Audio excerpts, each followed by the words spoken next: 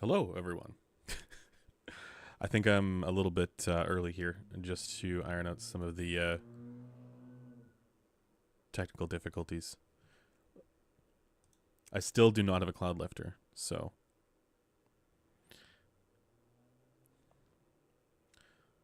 trying to make sure that I'm not clipping. How does it sound? Is the video okay? I need my producers.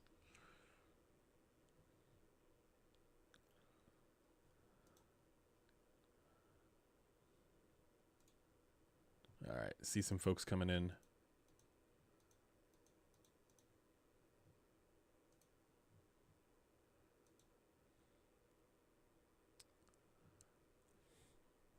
I was considering revamping the thumbnail for this, but it just didn't have. I ran out of time, so.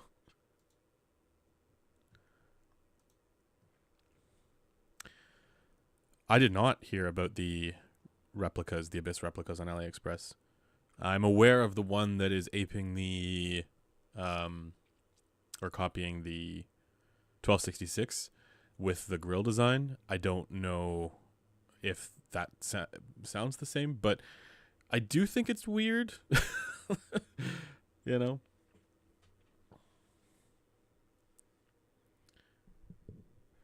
Like, I mean, I suppose it's like people will, you know, try and, if there's a high priced item, right, they'll try and copy it at some point. But you would think that if you had the resources to do that, I don't know why. Like, are the people buying the high end Abyss ones? Are they persuaded by the knockoffs? I would be surprised. Maybe they are, but you'd think that they'd be getting it directly from Abyss, right? Or like from more reputable sources.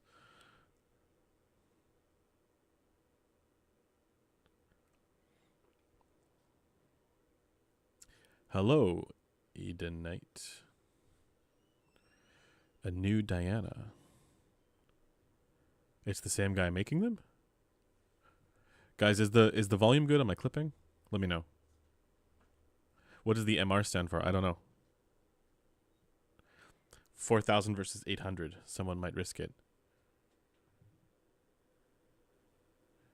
Yeah, maybe. Oh, that probably clipped, didn't it? My cloud lifter is back at the studio, so I need to at the office, so I need to pick that up at some point. Audio's fine? Okay. Yeah, I don't know why you would do that, right? Over something that you could maybe produce more easily, is what I'm saying. Because my understanding is that they're fairly expensive to make, given the materials involved. Audio is one of the few categories where it makes no sense to make replicas because they'll sound nothing like the original. Yes.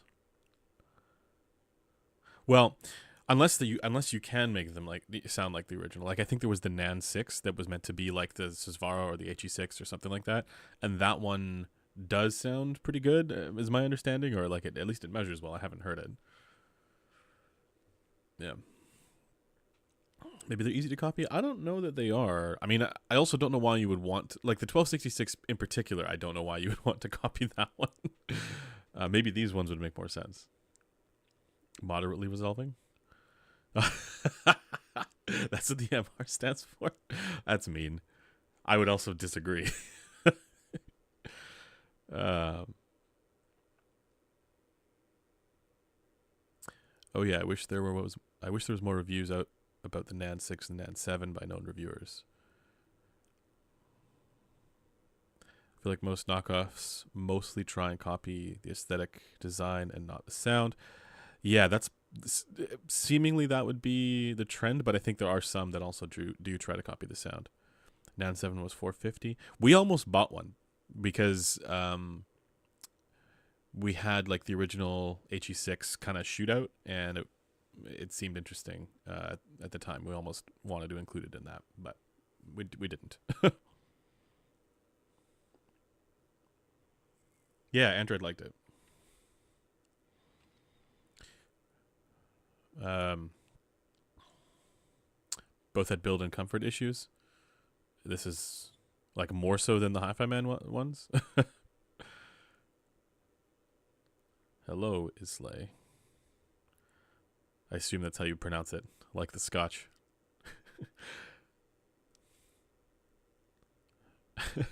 Hello, fellow audio people. Hello there. Okay, so we can get started. So today we are, of course, going to be doing a live review of the Abyss Diana MR, and then after that we'll do some Q&A, and then we'll do some spicy hour. I did want to also maybe throw up I want to start using some of the chat features here that I probably should have been using but haven't been because I suck. So there's a poll function. Maybe I'll put up a poll, or I'll try and use it to start the Q&A features just so it's easier to get to some of the questions. So hopefully that works. Maybe you guys can work with me on that and guide me through the process. But in the meantime, let's dive into the Diana MR. I have some things to say about it, but I want to do this a little bit differently from my usual reviews because this one, it was actually provided on loan by a kind community member. So big shout outs to you if you're watching this. If you're in the chat, hello. So he brought it over and said, basically review it how you want to, give your impressions how you want to, tear into it if you want to, like there's no, like he didn't request specifically like, a video or anything like that. I wish I could have done a video on this. I don't have time given that there are some things coming up that are taking my attention away from that. So that's why we're having a live review and not a full video review. But anyways, so I wanted to kind of give a rundown of like what my experience with this has been like over the last little bit. And when the gentleman whose unit this is brought it in, we actually first listened to it at the office, and we listened from a very high-end tube amplifier. A very expensive one. I'm not going to say which one it is because I don't want this to be like, oh yeah, like you got to get the high-end tube amplifier or whatever. Like I don't want it to be about that. But the context there is that we listened to it first off of that tube amplifier, and I remember being kind of blown away, being like, wow, this is like very impressive. Then I brought it to my place here and started doing some more listening, did a whole bunch of different testing, but this is all before measuring, right? And because I only just recently measured them, and I remember thinking this is kind of like a bipolar experience. Like the mid range is some of the most resolving or most engaging, most detailed mids that I've heard, and then the treble is just weird. And again, this is where I think, when we were listening to it off of that tube amp, it maybe did some things to the treble that made it less weird, if that makes sense. So yeah, this one, my experience with it has been very up and down. Let's just put it that way. But I should probably talk about what this is. So this is, of course, a planar magnetic headphone. It's open back. It's very high end. I think it's around $4,000. It's the latest in the Diana series. They also had the Diana TC, and then the Diana Phi, and then also the Diana V2. And I've actually reviewed all of them except for the Diana TC. I have heard the Diana TC, but yeah, I've heard the rest. I've heard all of them, but I've only reviewed. Yeah, I've reviewed most of the other ones. My feeling on them is that, or at least my feeling was that they had been steadily improving their measured performance, and I would say the same about the Diana MR here, in particular when it comes to the distortion performance. So I'll show you guys that. This is actually quite good for distortion, and I know that there's the meme about the Abyss headphones with the kind of crazy distortion performance. Well, that is something that they seem to have dialed in very well with this one, even at high volumes. It's quite good for that. But I would say they still have some work to do when it comes to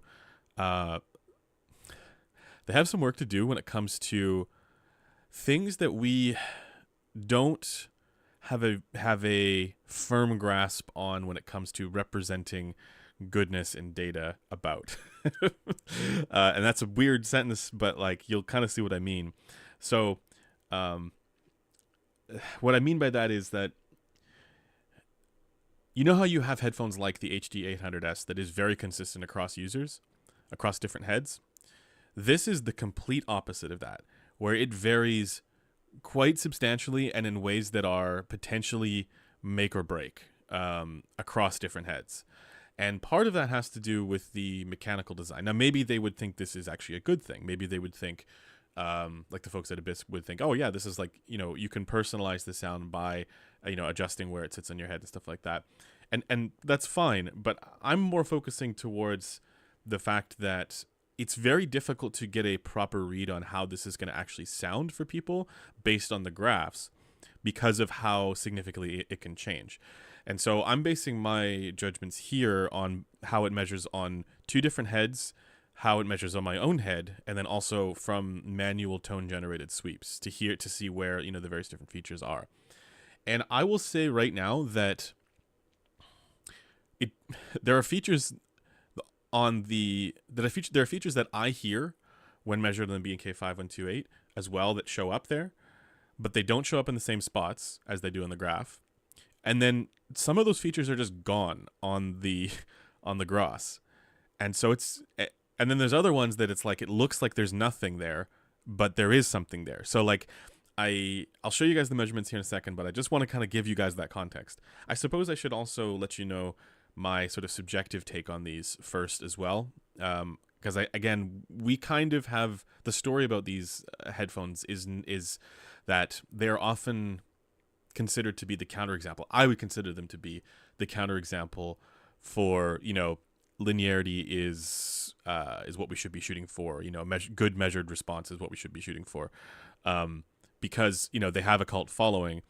And oftentimes they are considered to be, extremely high res, extremely detailed, all of that kind of stuff. Now, obviously, here we like to try and correlate that with the graph, and that's what I'm having a struggle with these headphones more than most, because I do think we can analyze that stuff in terms of frequency response. But first, my subjective thoughts here, just for context. The sources that I'm running this with for most of the testing is the Matrix X Saber Pro and the Vioelectric HPA V550. These do take a bit of power, but it's not like crazy. Like it's not like the tungsten or anything like that. I was able to get this loud enough even on low gain with the HPA V550, but I did run it, in high gain as well and with various different other sources too. But that's the primary one that I've been using it with.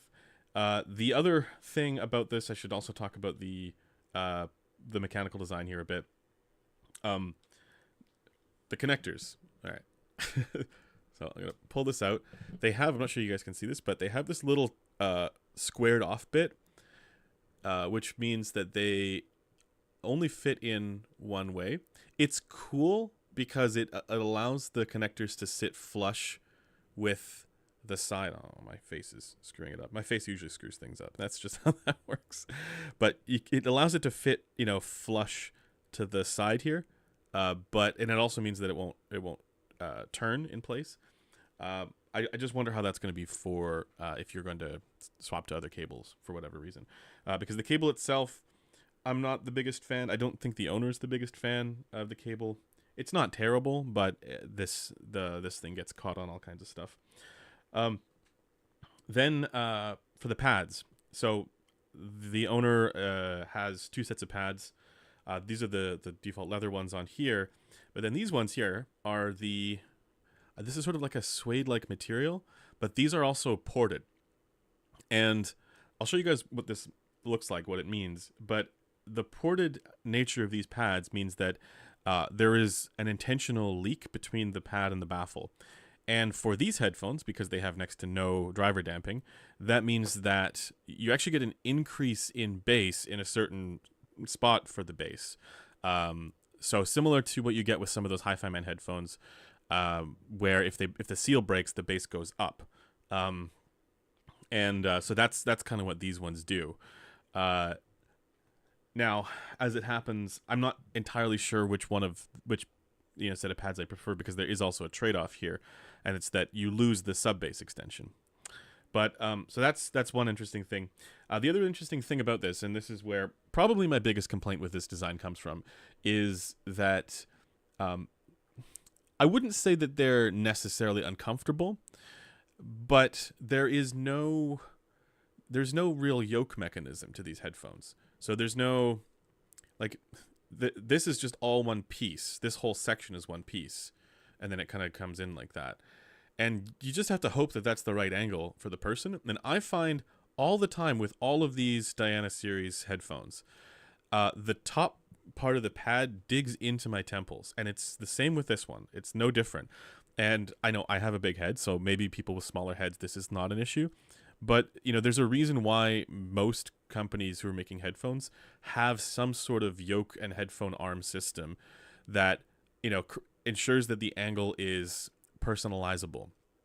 And with this one, it's fixed. So that is, in my view, still an issue. It does feel like extremely high quality and extremely sturdy. The extension mechanism here this is sort of like a magnetic thing, and that feels very nice to do. And as usual, it does feel like these are gonna stand the test of time. And I know they've done a big thing about like the durability of their headphones. I think DMS, when he worked there, he drove over them with a Jeep. Or no, it was the 1266 he drove over with a Jeep, and it still worked. But the point is that I would expect these to hold up over time.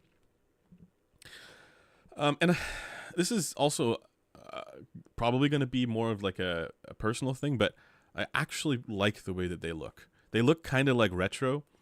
I know that that's maybe a controversial take. I think some people don't like the way they look. I really like the way that these look. This is sort of like a crushed carbon fiber-ish looking. Oh, maybe focus camera. There we go. Pattern here on the outside, right? I don't really care about the design of the grill, but there's something kind of like it gets me in all the hipstery ways in the right way, if that makes sense. Even though I'm maybe not that kind of guy, it just feels like this is the kind of headphone that Grado wishes they could make. Someone's gonna clip that, but I like the way it looks. Okay, and the colors are cool. I like the colors too. So let me once again just reiterate, and I don't listen with a hat on normally. This is just fashion for today. But the issue that I have with the comfort is that, the pads, I do find them to be not quite the right shape for my ear, generally. Like, my ear is longer than the pads, because the pads, the opening is kind of more just like this square opening, right? But then right at the top, it pushes in into my temples. With glasses, without glasses, it doesn't matter. And then the back part of the pinna is also being I find the back part of my pinna also touches to the side of the pads, which is also going to affect the sound, weirdly enough, because if it crinkles the pinna or folds it in some way, that is going to have an effect. So that is basically it for the mechanical and industrial design for these headphones.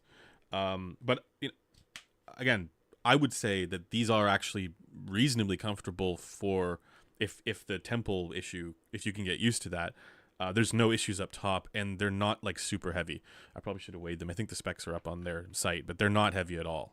So I didn't have trouble, listening to this for a longer session. So that's basically it for the mechanical and industrial design. Let me just give my subjective thoughts here, because I want to do that first with this. So to me, again, this is all about the mid-range. The mid-range is extremely clear sounding and just really, really good sounding mid-range. So for my piano jazz recordings, for acoustic guitar, flamenco guitar, like I like to listen to that kind of stuff mostly. And for those tones, it's exceptionally good.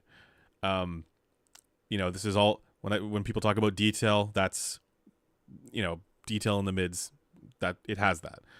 But where things get into trouble for me is when I listen to cymbal hits and snare drums and and anything that tokens the higher frequencies, because I find there to be some imbalances in the treble that are challenging to overcome, challenging to get through a full track without kind of going like what is going on there. The bass is also tight. It's on the controlled side, but not like I would prefer more bass, like a little bit more sub bass. And you'll see this in the measurements as well. I would definitely prefer a little bit more sub bass. And also I don't find these to be like particularly spacious sounding. And not that I care about that, but some people do, right? And I don't find these to be like, a soundstagey type headphone. The 1266 I did, but not this one. And that's fine, I think. And I also think that you can correlate that with the frequency response. Yeah, that's basically it for the subjective, my subjective thoughts here. Like, it does sound like it has that, like, high-end resolution-y kind of thing for the mids, and then, like, treble wrongness in a couple of places. And again, I think we'll see that in the graphs. So, like, yeah, percussive hits is where I have issues with it. So let me now move over to the measurements, and just so you guys can see this. Let me know if that comes through. So I took a whole bunch of measurements. This is the, I'll show you guys relative to a bunch of different targets here. So this is done on the BNK 5 and 2.8. I do have the gross measurements here as well. And this is relative to a DF plus 10, so 10 dB slope. I'm not sure what they use internally, but this measurement is the average for both channels. And well, let's go through it, but I just want to note that this is also pretty similar to the measurements that they've posted, like up on their site. I don't know what target they use or anything. I don't know if they use a target, but this result is pretty similar to that. So the bass here tapers off, and this is because it is nearly impossible to get this headphone to seal perfectly on the measurement rig. And similarly, let me just show you guys how it is on my head. 1 second here. Don't worry about the rest of the response here, but I'll just show you guys here. Like, ignore the top part. Like, just look at the bass. So on my head, with an in-ear microphone, it extends a bit further than it does on the rig because my head is bigger. So it's gonna clamp a little bit stronger on my head. And so that's how you see that. Interestingly, with glasses, it didn't change at all, or hardly at all. So basically the same result with glasses. And that's again on my head. So the bass response, I think it goes a little further. At least for me, it does. Or if you have a bigger head, it'll probably go further than what it shows here.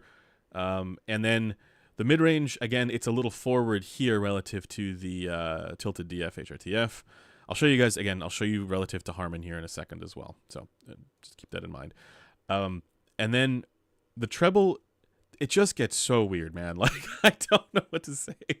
It's just like the measured response. And I have to stress that, the measured response here looks like a large section, a large chunk of the treble is just missing in the lower treble. And then you get some peaks up here. Now, this peak here, 8K, maybe it's the canal entrance resonance. I hear a peak closer to 7K. And it shows a dip here on this head. This peak, I hear it closer to 5K. So for me, the features are there. They're just shifted slightly down compared to how it is on this rig. And that is, we call this the headphone to ear transfer function. The headphone's behaving differently on different heads and in relation to different ears. And that is a very difficult thing to properly represent in the data, and something that we are trying to work on. But I'll show you guys the example of this when going from the 5.28 to the Gross as well. And then the other thing I just want to note is that, this crazy dip down here, the weird thing is that, yes, it does sound like there is like a bunch of treble missing, but it also sounds like there's a peak somewhere in here. Like, it sounds like like when I'm doing a manual tone generated sweep, it sounds like there's like a treble peak in the lower treble, like an imbalance somehow to my ear, right? And maybe this is something that would go away or shift if I move it in different spots, right? But yeah, I find it's just, this is just a really weird headphone to measure and to try and correlate that with the graph, because things are in different spots and there are things that show up that, or perceptually that don't show up on the graph. But on both rigs, this crazy chunk that's missing out of the treble it's there on both rigs. So I have a real hard time knowing if this is going to be perceptually relevant for everybody, because certainly it's not perceptually relevant for me in the spots where you see those features. And then also you do get some upper treble boost. So the upper treble boost is a consistent theme. It is, I think, actually more significant with these the other pads. I'll show you guys the other pads in a second here as well. But yeah, basically, like, the response is reasonable, a little bit forward in the mids in a way that is not bad, that, it can be palatable. And then just like weirdness in the treble. Not necessarily bad perceptually for everyone. I can't say that it would be, but certainly the measured response is weird in the treble. And then perceptually for me, it's weird in ways that I would not have expected. But it does still measure better than some of their previous headphones. So the way I'm going to think about this is that, yeah, they're probably improving things. I would just like them to maybe change some of the mechanical design to make it so that it's easier to predict the performance or understand the performance across different heads, because I think that's the thing that's missing. It might be the case that for them, this treble response is super normal and sounds great. But for me, it sounds kind of peaky and just like harmonically weird, timbrally weird. So, yeah, and this is also what made it very difficult to EQ, because, when I did my tone generated EQ, the result would be different from what you would expect. You'd think you would just fill this in, and maybe for some people you would, but for me it was not that simple. I will say, like, let me just show you kind of, maybe this is more perceptually relevant for people, right? Like, maybe this would be a safer way of representing this, given the headphone to ear transfer function variation is extreme with this one.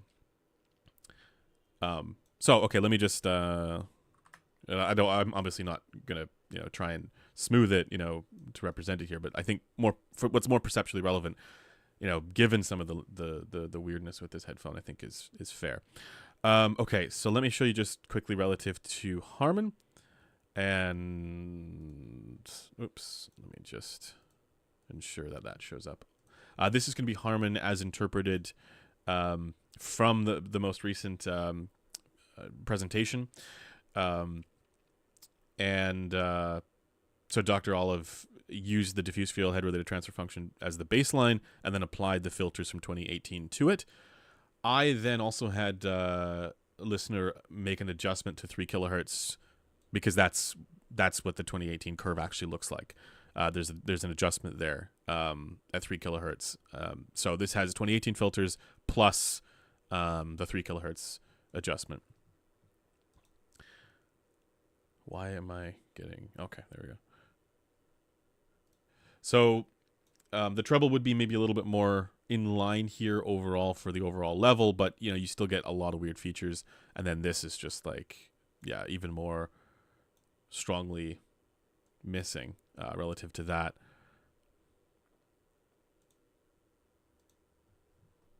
Why? Okay. So that is Harman. I'll show you on the Gross as well relative to Harman, but that, keep in mind, that is a different head. So you see what I mean. I'll just get rid of this, and I will show you Gross.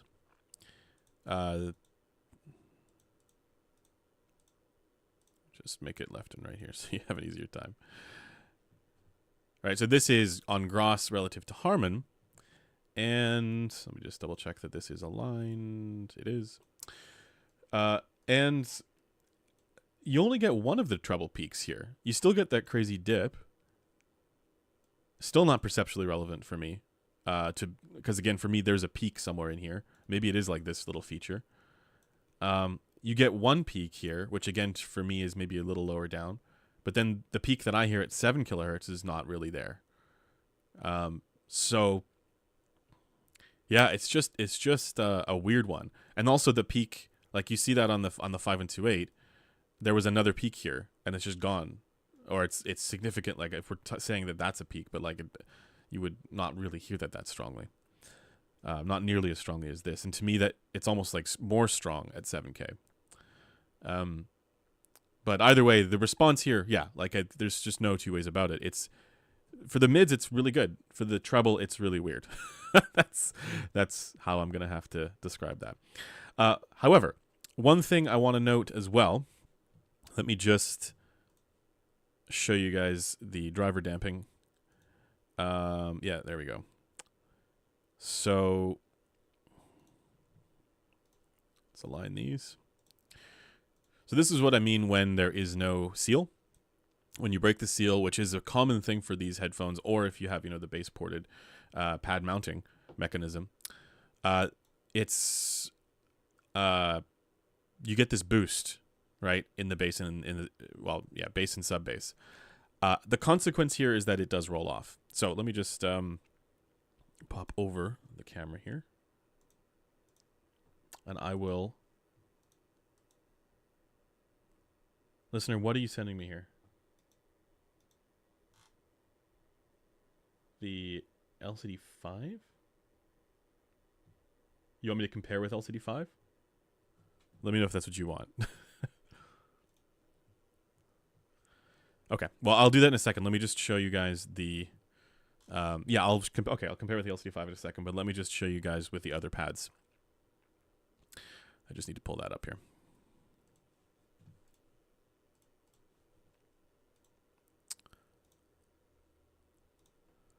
All right.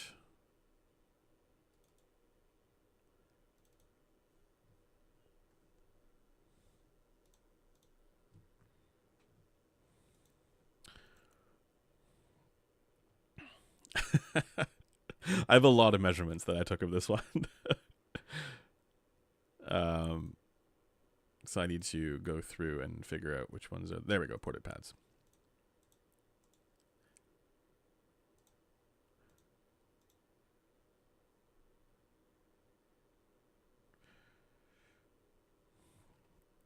All right, you guys are going to see the spider web because I took many squigs.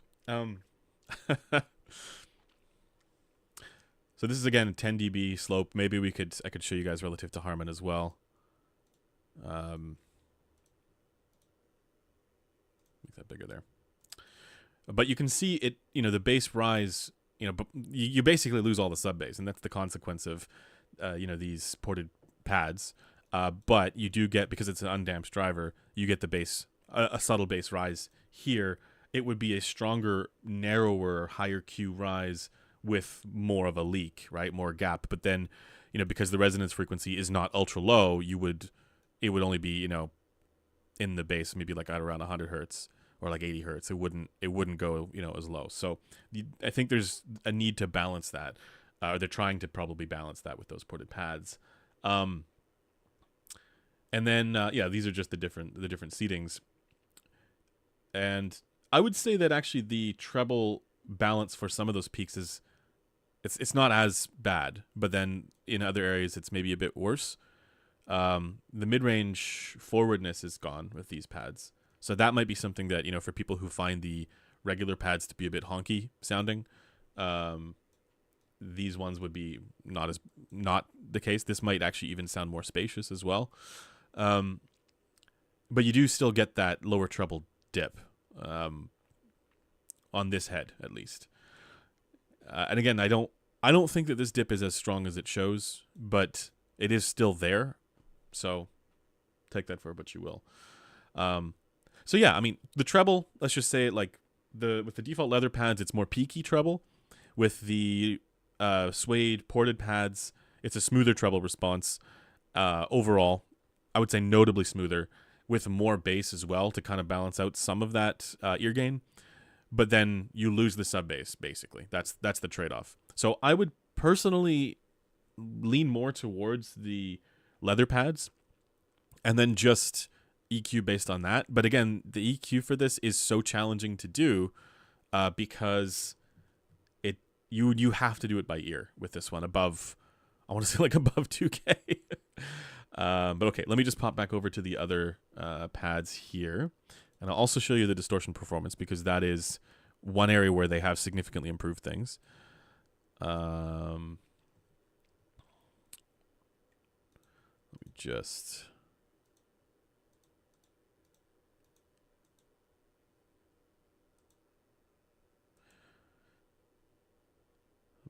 find the distortion performance.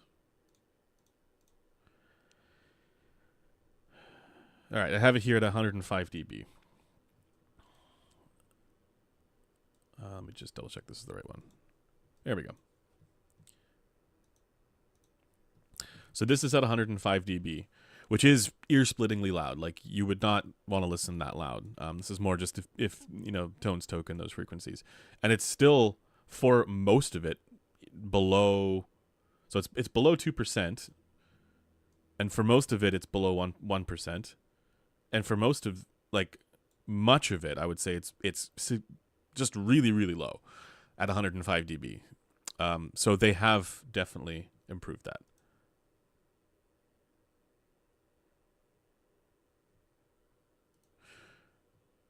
I think in the past they would have had a much more crazy distortion performance. So I'm not saying that this is one that that would be easy to EQ, but certainly the driver can handle the EQ no problem if you wanted to.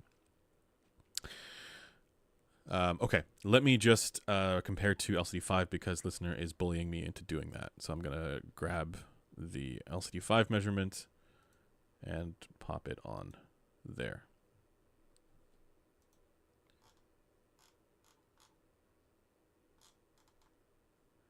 Odyssey LCD5. God, I really need to get a producer for this.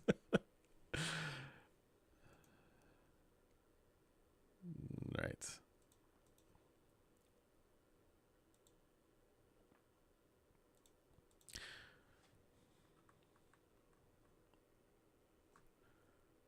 Let me just open that. Talk amongst yourselves as you guys are for 1 second as I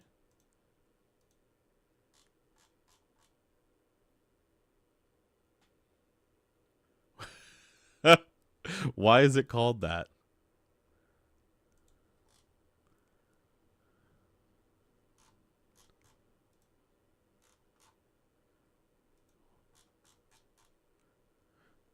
Are you sure you sent me the right file here, listener?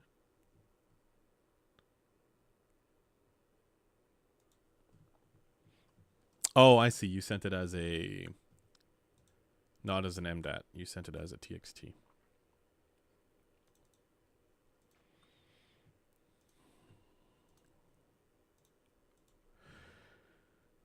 All right. You're saying the mids are similar between these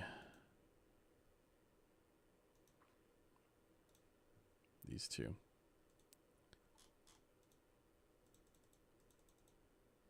Maybe. Yeah, maybe. Okay, here we go. So, I mean, it depends probably on where you align it. But yeah, you're right. It is similar mids to the LCD5. Similar level of ear gain. This is with the leather pads again.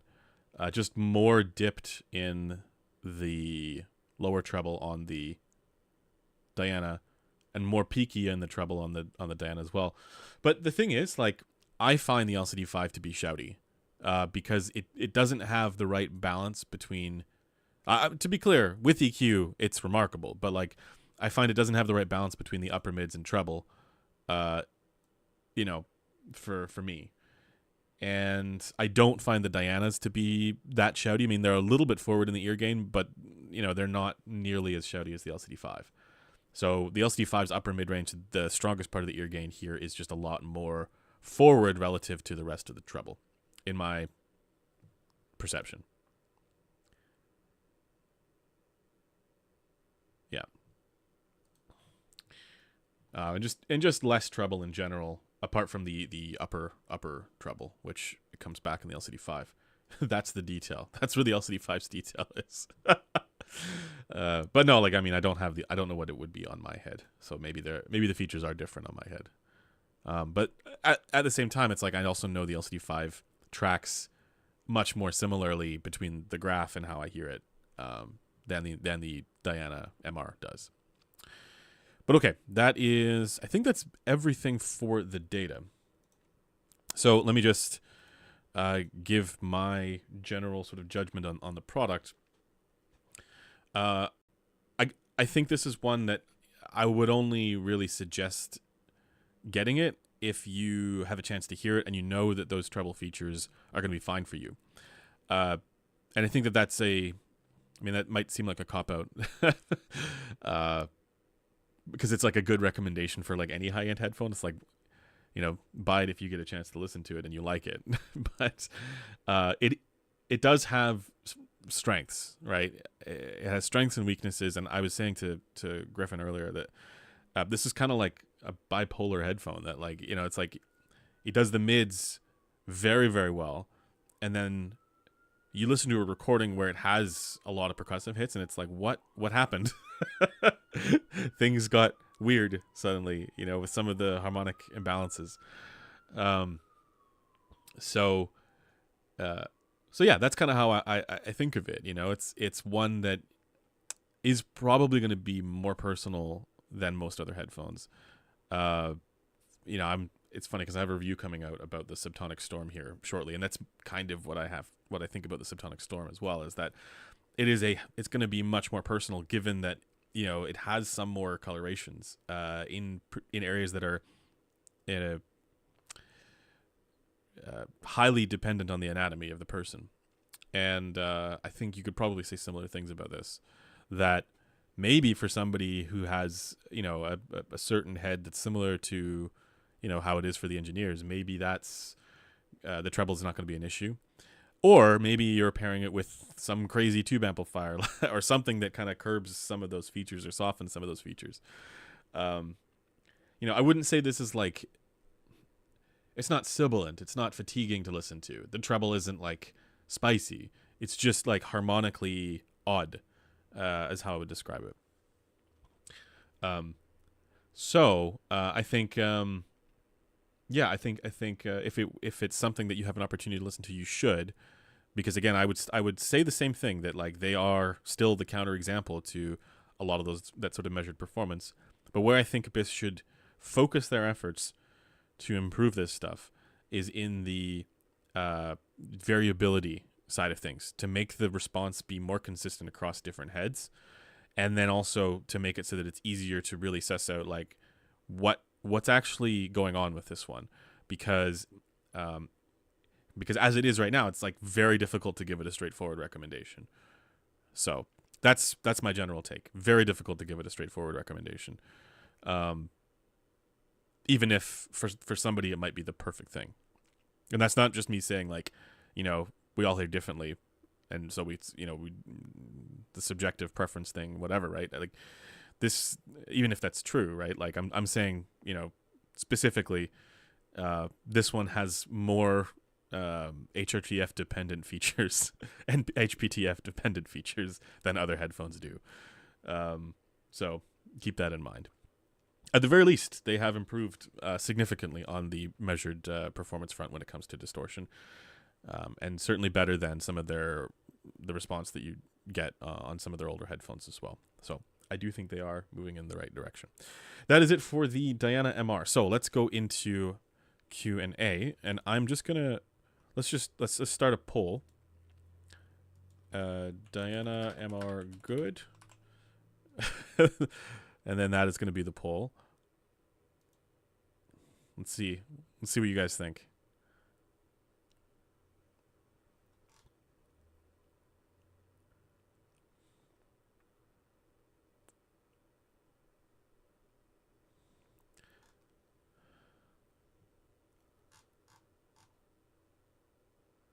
Diana MR versus the $20 IM.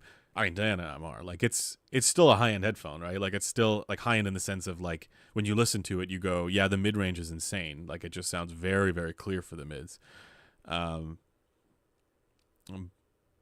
and oh yeah, $20 IM, like which $20 IM? um, so you're saying it's objectively worse? Yes, super. Yes. Yeah, because I mean, as I showed you guys, right, like with the Gross data versus the 5128 data, uh, even in that one, you know, the peaks show up in different spots, but then also one of the peaks is missing that is perceptually relevant, and then also the dip and the lower treble is like not as severe. So this thing is changing quite a bit depending on the head that it's on. You liked the Diana MR super. Yeah, yeah, very nice mid range. I would agree. Like the mid range is the thing that is it's. I mean, a party trick is the wrong word. It's like the highest praise I could give for goodness for this headphone is for its mid range, and it is very good for that. But it's not like you. There is a sense in which like you can get that kind of mid range performance in other headphones too. So it might also be though that like, you know, for your instruments that are tokening the mid range, that are dominantly in the mid range, they are being enhanced because of some of these treble features that are more HRTFE, right? So it could be that too, right? There's some extra sense of mid range resolution conferred by some of the treble features because those tones, you know, they have resonant harmonics that go all the way up into the treble.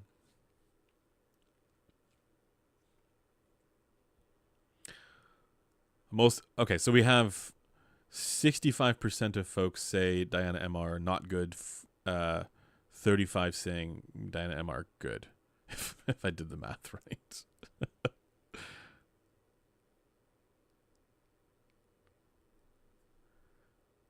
Yeah, you desperately need that $20 item.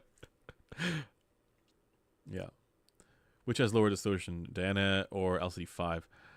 Good question. I need to get another LCD5 in for that.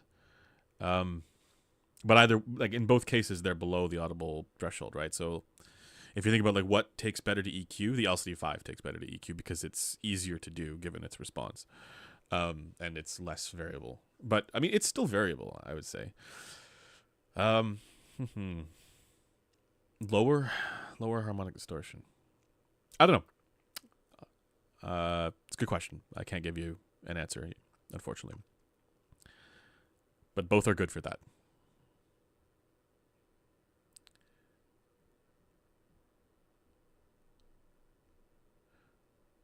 63% are now saying that Diana MR good. MR is not as good, or not good. Not sure. So.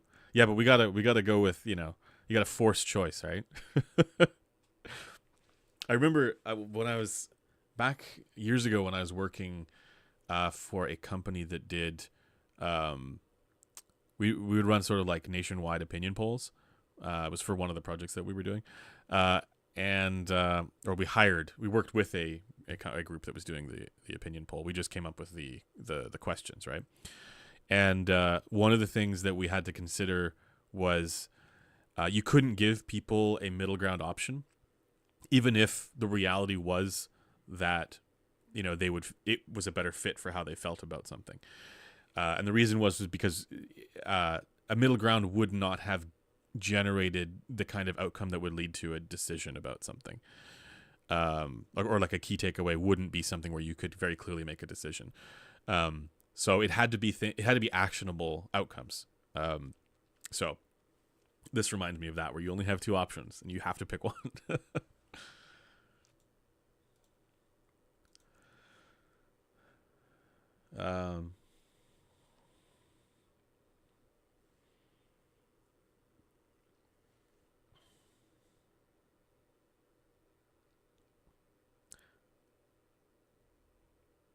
I have this opened on two devices and voted good and not good. That's cheating. Are you planning to review the Stax SRS X1000? I need to, if I have a way of actually getting it in. I mean, that's just challenging to get. The COS E-Stat also has very good mid-range. I've heard good things about it, yes.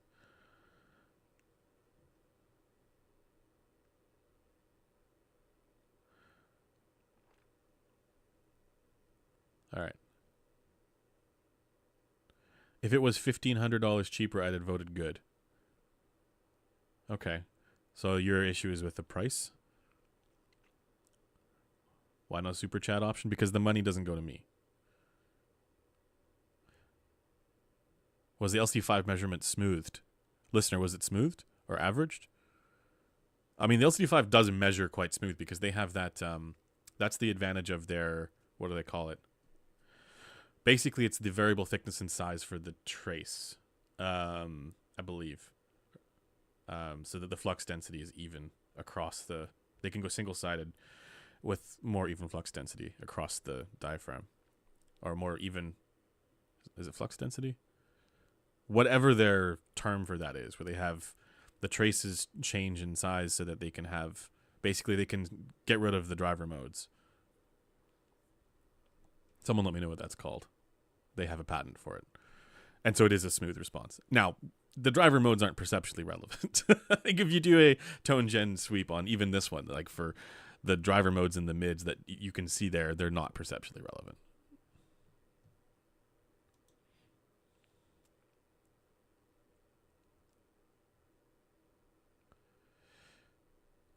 Okay.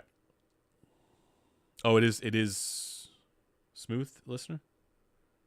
It is yeah, the LCD5 is a significantly more damped headphone. So like if you break the seal on the LCD5, the bass just falls off completely. Oh, that's one other thing. I think that I get that this is not a large driver in here compared to say what they might have in one of their like the big. Actually, maybe it is. I don't know. I'm not sure what the size of that driver is, but compared to say like the hi-fi man drivers, this is a much smaller driver. But I do think that if they're going to go with a ported pad option like this, it makes sense to try and get that resonance frequency lower, because that is a really cool effect that they did really well with the. There's one of the things about the AB1266, the big one, is that if you broke the seal, you could get a bass rise, a sub bass rise. And with these ones, you don't quite get the sub bass rise. It's in the bass, but then you lose the sub bass. So I think that, one thing for them to work on as well is to shift that to make the resonance frequency lower. I know it's hard to do. I'm not saying that would be easy to do, and it might be. I don't know if it's impossible with drivers that are in here, or the driver platform, because if you have more real estate there, it's easier to do.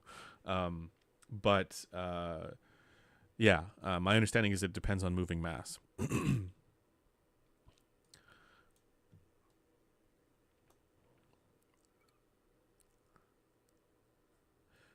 Why do headphones in the low resonance frequency measure less smooth than the higher frequencies? It could be, I mean, that's not necessarily the case, but it could be due to the driver tensioning and having additional driver modes. Moving ass. Mr. Super with the good takes here. That's all about tuning and what is driving them. What do you mean, what is driving them?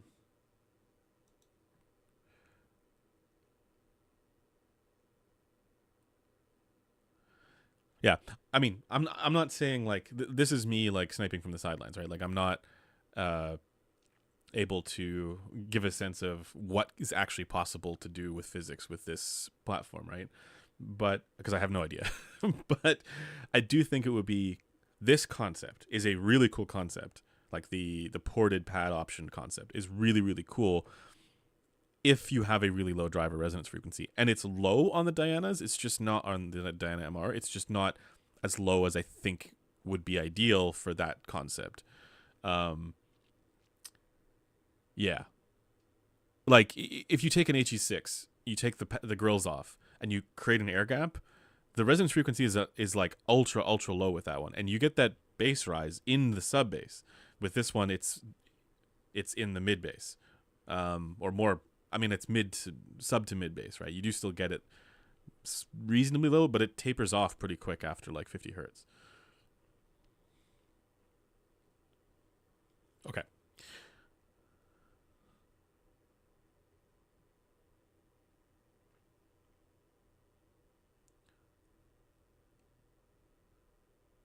can't. What's your question, Barbara? I have not seen it. I'm sorry.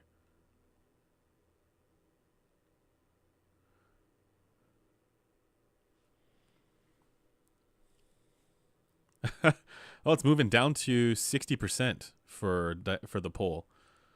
So 40% say the Diana MR good, 60% say no. What's the value rating? I mean, like 3? I mean, it's a $4,000 headphone. Value is not really the question here. I mean, I suppose, like, again, I've been saying for a long time now that this whole thing about technicalities, it's FR at the eardrum, right? The subjective goodness and badness, it's not about magical properties of a transducer that is separate from frequency response and the existing metrics that we have. It's just that, it's the interpretation of that in a different way, conferred by FR at the eardrum. But if I were to sum up the technicalities, I would say it's very, very high, right? I would say very, very good for those things. So if people are scoring more for some of these colorations that impart this kind of goodness to the experience, I think people they will like it for that. Absolutely. I just think that comes at the cost of timbre and naturalness, and normalness for the treble, smoothness for the treble. And so it really depends on kind of what you're scoring for. If you're scoring for more like a headphone that does things to your music, that pins your head, that pins your music down and does something to it, versus a headphone that just sort of allows your music to be more like just natural and smooth, right? Then if you're more on the latter, then the Diana MR is not for you. Like, and here's another way to think about it: the Diana MR is like drinking a strong cocktail, like a vodka martini, and maybe you're the kind of person who wants just water, or maybe it's like drinking a spiced rum, something like that. Maybe if you're looking for water, spiced rum is not going to be very good for you. But maybe somebody is looking for spiced rum.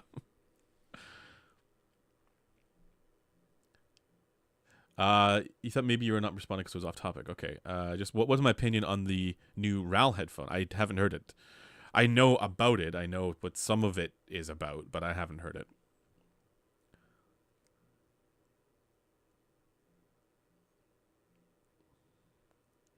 Okay. If this sense of detail comes at the cost of tonal coherency, doesn't that make it fake detail? No, not necessarily. I mean, like, that makes it like, I mean, actually, Precog Vision's video on what is detail is a very good video for people to get a sense of this. I think there's also another element to it, and he did touch on it, which is the HRTF thing.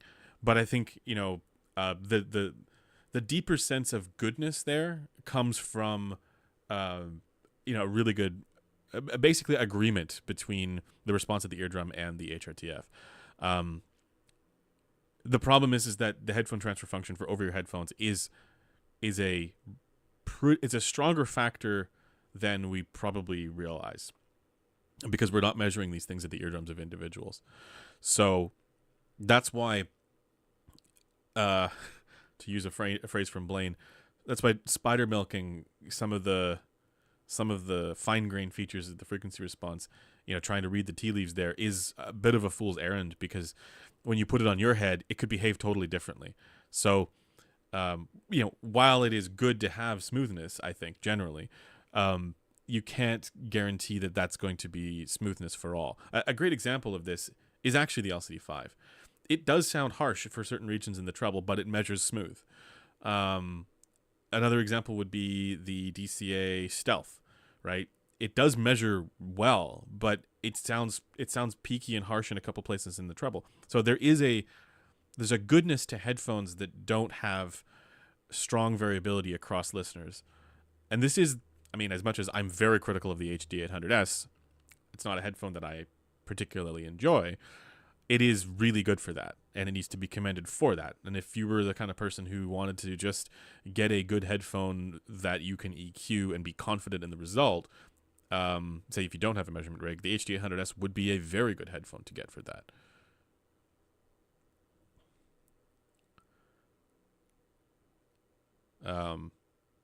But yeah, I would say Precog's take on detail is tasteful coloration in the treble. I think that's not crazy. I think that's totally reasonable, and we can apply it to some of this here as well. And it makes sense to do that now that we can get a better lens for the upper treble features. I mean, yes, we can get a better lens for the bass, so below 200 hertz as well, with the systems that have the more accurate acoustic impedance. But in the past, I think one of the issues, and probably still is one of the issues that the community faces, is that what we see on the graph, there feels like there's something more. And I felt this way. I've always felt this way. When faced with the graphs that we were doing before, I always felt like, oh, there's something more to this experience than what this shows. Well, now we can measure more, and so it's starting to be a better fit. The graph in these screens. I'm not saying it's a perfect fit. I'm saying it's starting to be a better fit for some of these things. Okay, let me use one of these features here. Let's start a Q&A. How does this work? It says say something.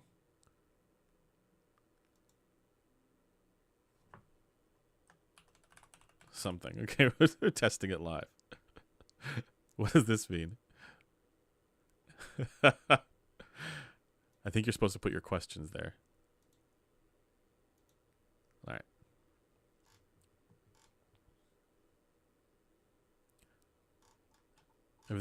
If that's stupid, we'll just get rid of it and we'll go right into Spicy Hour. Empyrean 2 or Diana MR? I think the Empyrean 2 is a more easy headphone to recommend. Even though I would say for the subjective qualities to the experience, the Diana MR is higher, I would say.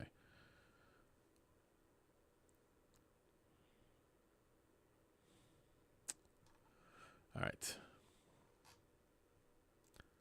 This Q&A thing is not working, so unless nobody is engaging with it. Oh, here we go. Okay. What's better than the Diana MR?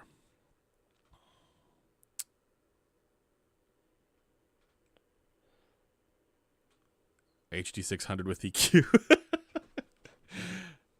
In the high end, I mean, I like this as far better.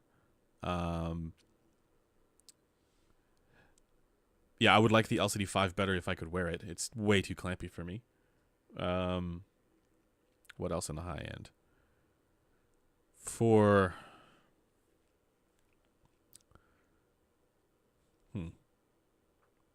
some of these qualities, tungsten, Modhouse tungsten, I like better. But I don't think you need to go ultra high end to get something that is excellent either.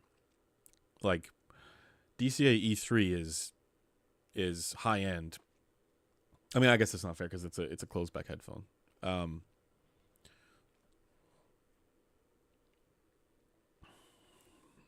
But yeah, it really depends on what you're scoring for. If you're scoring for that sort of detail coloration type thing, I would place it up there with other ultra high end, flagship headphones too. Like the D8000 Pro is another example of that. I think I used to have this sense of this hierarchy based on what these sort of subjective technicalities sort of conferred to me. And I want to just completely wipe that out, because to me, knowing how differently people perceive these things and knowing how differently people score for these things, it just feels like an arbitrary, assessment or an arbitrary judgment on a product. And I'd much rather, try and approach this from a sense of how would some of this stuff be received for people, and whether or not I can be confident in my assessment. I think that's what I want to revisit a little bit. If you could only have one, IEM or headphone? Headphone. Just because, well, okay, good question. If I could only have one, man, actually, I'd probably say IM because I do travel a lot, right? And if I'm not allowed to have an IM, that would suck. So IM. What would you what would you prefer? Noble Audio Ragnar or Subtonic Storm? I haven't heard the Ragnar. Um, the Subtonic Storm is interesting. I'm not gonna say I prefer the Storm over. I'm not gonna say it's my preference over like what I've EQ'd other IMs to be, for example. But it is interesting. Why is the expansion of the universe accelerating? Um, I don't know. Have you measured your HRTF? Not specifically like in a. I haven't done the whole full surround speaker thing, right? It'd be really cool to do, but I do have a strong sense of what my pinna effects are because I've measured my pinna effects with a in-ear microphone unoccluded, and then I've also compared that to the 5.28 and the Gross pinna because I've measured the pinna effects for those as well with the same microphone. So I know that my ear is significant. My HRTF is a lot closer to population average than the 5.28 to the Gross pinnas are. There's some. I think this is again my hypothesis, but like if people have smaller ears, that might end up making the effects be on the brighter end of the spectrum. Like maybe more in the mid treble and upper treble, but I could be told that just I have a sample size of 2 here, so that's not good enough. Um, favorite tube amps. I I really like the Felix NV, whatever the I don't remember what year, the really expensive one, and it sounds better because it's expensive. No, I'm just kidding. No, I like that one because it doesn't have the a lot of tube amps have like noise issues and stuff like that, and I find the high end Felix ones typically don't. Atrium versus MR. I'd have to do them side by side. I think the MR has more of the sort of subjective qualities to it that are like the resolution kind of stuff. The Atrium probably has a better tonality, but I haven't measured the Atrium, so I can't know for sure. Opinion on loudness compensation. Is individual listening volume an overlooked aspect of the headphone discussion and evaluation? I don't know if it's overlooked, but I do think it yeah, I mean, people probably don't volume normalize when they are comparing headphones, and then they're saying, oh, this is so much better, but it wasn't volume normalized, so how do they know it's better? Or I should say, they are the human fallibility aspects of having a preference for louder sound is something that people aren't contending with enough. This is completely out of topic, but do you know about the Sony MDR A1? Nope. Does the E3 sound good to you? Yes. I think it has a peak for me at 7 kilohertz. This unit that I was evaluating has a peak at 7 kilohertz. This unit also measures a bit more shouty than other units that I've seen. So we did not get a golden sample. But yeah, no, I do like it. I would say it's very far and away my favorite of the DCAs, but also I think it's running away with the best closed back headphone out there, period. I think it wins that category handily for me. You're out for a walk in your Diana MRs. You only have shorts and t-shirts on. It starts to rain. What do you do?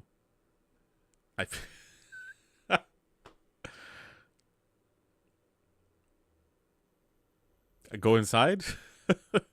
See, like, that's a bit of a trick question because A, I wouldn't have shorts on, and B, outside? No, I'm joking. I require outside regularly. Are the distortion figures reasonable, or will this cause a ruckus on ASR again? Oh my god. No, this, I mean, if it does, then there's an issue, with either the unit or something. I don't know. But no, the distortion figures here. Like again, I don't have any reason to give a shit about 114 dB, and I don't think anybody else does either. 105 dB, 110 dB, sure, that's yeah. I mean, like people do want to get it loud enough, and sure. But if you're telling, I agree with Critical on this. Like if you're telling me that there's going to be that much of a dynamic range swing, I don't know about that.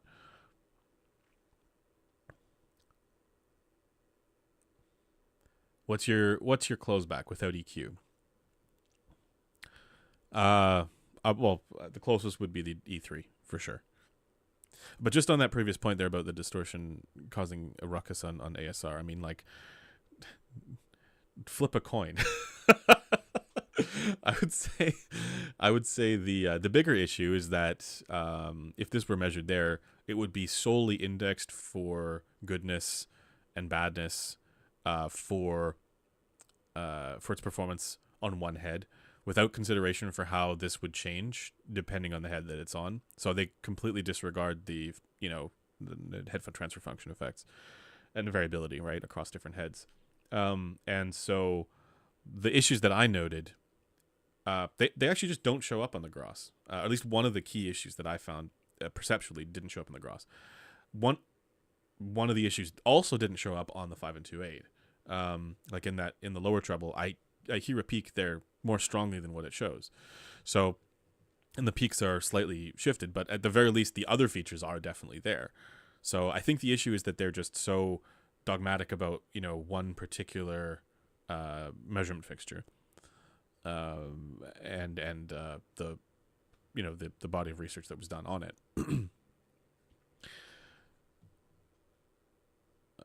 So that's where I would see the critique coming in. And I would critique it for the same reasons on that fixture. I think you would look at that and go, that is a really weird frequency response on Gross. It's weird on the 5128 too. It's weirder on the 5128 in many places. But I just think for this one, you have to consider more than one head. For all headphones, you probably need to consider more than one head. But this is one where, like, that would also be a knock against it, I think, that you just cannot get a consistent sense of how it's going to perform for people. Favorite headphones without EQ? Man, I don't know. Well, close one would be that E3. Again, I'm picky about the 7K thing, but like, that's me spider milking. What else? I mean, without EQ, I can listen to a Susvara just fine without EQ. HE6, I do need to EQ because that 9.5K peak gets to me. HE600 without EQ. That's my favorite headphone. HE600. There is another headphone that is unreleased that I would enjoy without EQ. I wouldn't say it's my favorite headphone, but it's coming out soon, so stay tuned for that, I guess. So, like, there's another headphone that's coming out that I would be like, yep, thumbs up without EQ is fine. Do I need to worry about AWG on headphone cables and understand AWG? Probably not. Would an individually measured and EQ'd LCD2 phaser be the best value high-end headphone? Maybe. Could be. Best value. Yeah, I guess because they have pretty low distortion on those too, right? What can we do? We have Peace. Wait, my question, what can we do? We have Peace Audio. I have used this application maybe more than a year. Okay.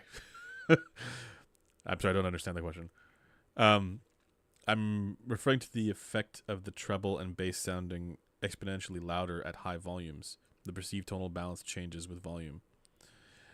I think we heard from Constantine, so Oratory 1990, that in unpublished research, maybe the ones that they were doing, is that program material, like, again, this is like the different music, did have an effect on a listener preference over time.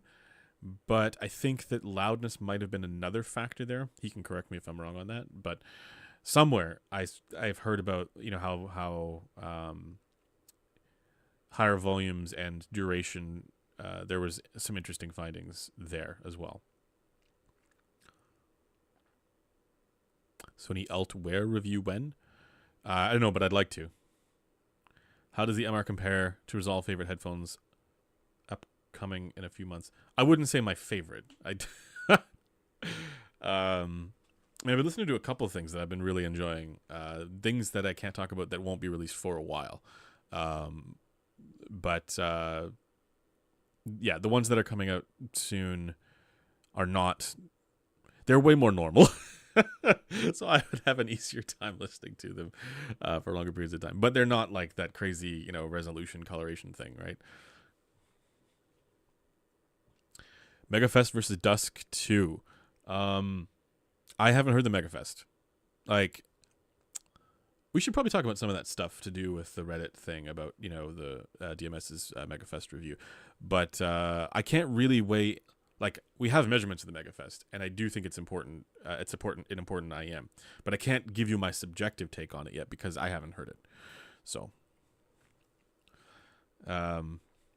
my brief instinct is to say that in analog mode, it's better than the Dusk 2, but in DSP mode, that's a good question, and there's maybe a case for the Dusk 2. But again, the DSP cable has so many issues with the Dusk 2. Like, we found that sort of digital noise thing is a consistent problem. It's not just crappy USB outputs. It's actually an issue to do with the free DSP thing. So they need to fix that.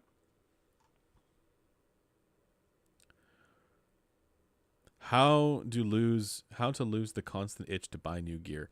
I think I'm an addict. Yeah, this is something like one of the fun parts about the buying new gear is the research process. And I think this is true not just in audio. I think it's true in, if you're buying cameras, if you're buying, whatever. The research process itself can be alluring, I guess. And I think that can be its own sort of drug.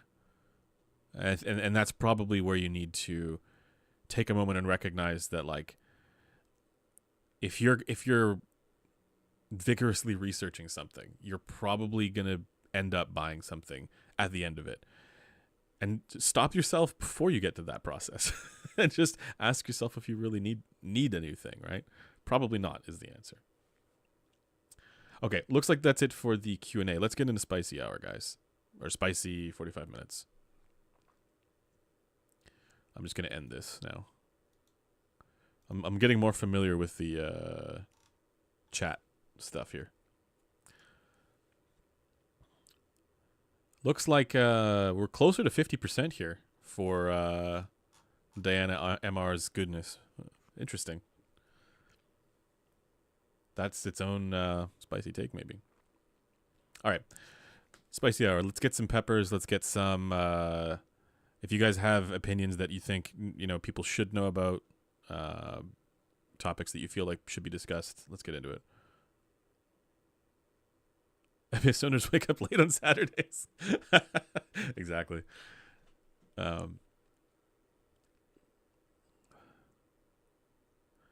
I would just get an analog IEM that is good enough. And then EQ, right?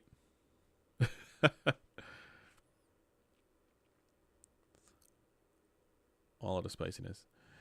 Listener, would you say that you were as positive as DMS on the Megafest? We should probably talk about that a little bit. Hearing loss. You guys should be testing every year and publishing results. So, okay. We do hearing tests. But we also do individualized, we also will regularly check where our hearing kind of, caps out. Turns out that I don't want to lead too much of this without I'm not going to spoil it because there's a video coming up about this, but it turns out that Cameron can hear above 20 kilohertz, and I was skeptical, and he showed me in an ABX that he can actually hear above 20 kilohertz. He's young, but it turns out he has freak ears. And I also found that for myself, because I always thought that I could only hear like 16.5K, just up to 17K. No, I can hear 18K, no problem. It's just that the headphones I was previously using to test this rolled off significantly. So, or like not significantly because that's pretty high, but like they just didn't have the amount of amplitude needed there. But yeah, I can hear 18K. So win. I thought that it would be way worse, but no, it's very clearly, Now the only question that I would have is like, okay, is it that, or is it a distortion product that I'm hearing? But because it's a based on the headphone I was listening to, I don't think that would be the case.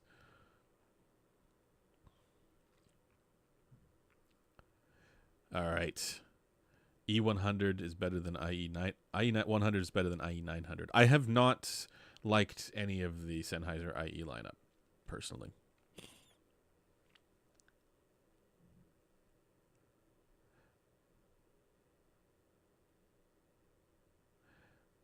Oh, you don't? Yeah, listener doesn't like the Megafest as much as DMS. DMS seemingly likes every part of it. I think all areas have things that I'd change, but it's very solid. Interesting. Are IEMs really that good? When they work really well, but they can work really well. But there are issues. IEMs are objectively worse, as we know, because of the length mode issues and the pinna assumption issues, and the measured results issues. Because 711 couplers are poopy for IEMs.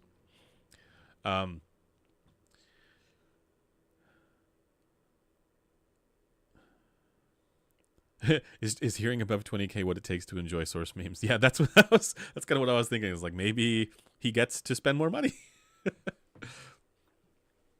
Caldera not 1266 has the best bass of any headphone. I can't really comment on that. It was very like bass prominent. The bass was notable when I heard it, but like I heard it for all of 5 minutes. I can't, and I didn't compare to anything. So, yeah.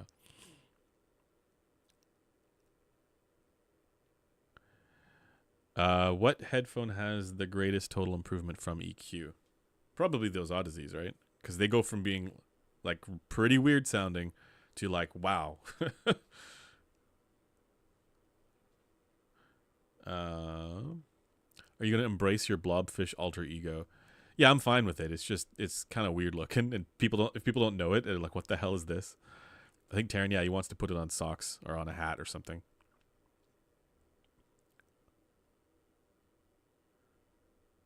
Headphones have resonances and IEMs don't. Yeah, they do.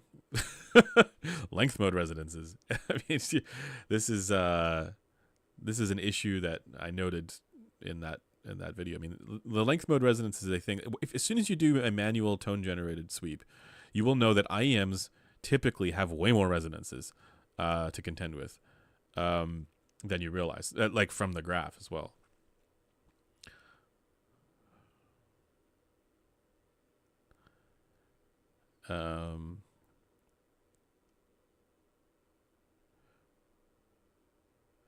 There isn't enough IEM headroom. There isn't enough IEM/headphones focused on punch and slam.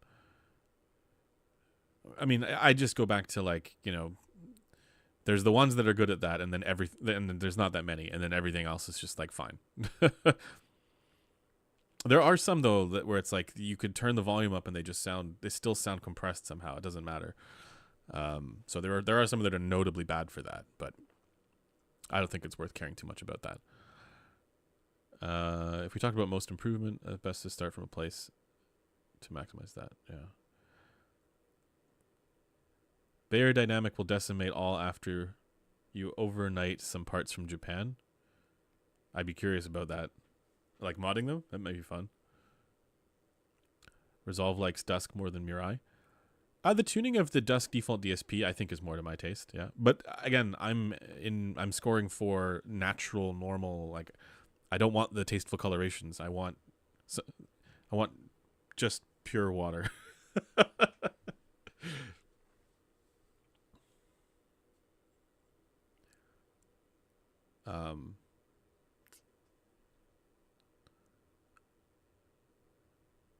So yeah, so I don't know if you guys want to talk briefly about the whole like DMS uh, hyping up the High Senior Megafest thing.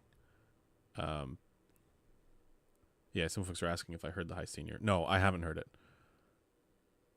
Let me know if you guys want to talk about that.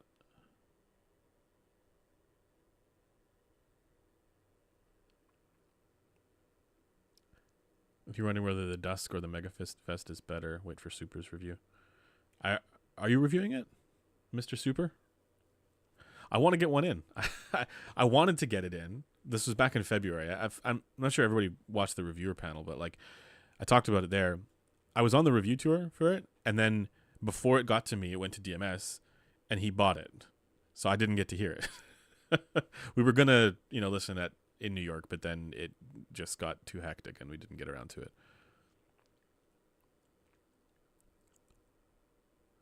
Ah, do you like it?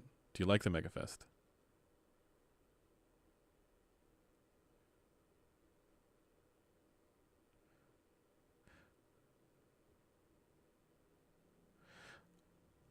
Oh, here's a good question. Is resonance length mode related to the ear canal or the tubes? I think you're talking about like the IEM itself and cavities in in the IEM, or both even. Both. Well, so listener might be able to talk more about this, but it's the distance between the sound producing device, which in this case would be the drivers, how they are internally oriented in the shell as well, and your eardrum. Um, So it is your ear canal. It is also how far the IEM sits in the ear canal. So if it's right at the ear canal entrance, still fitting, still sealing, that's gonna have the air volume is gonna be larger than if it's like further in, right? Like think like etymotics, like the ear violation from the etymotics that pushed further in, right? That's one of the advantages, is that it shortens that air volume. But then also, yeah, it could also be that like the shell is such that the drivers are further back, so it increases the air volume as well. So those are factors to contend with. We don't ever talk about those factors. I mean, we talk about it, but like people don't ever talk about those factors when they're judging graphs and IEMs, and we should.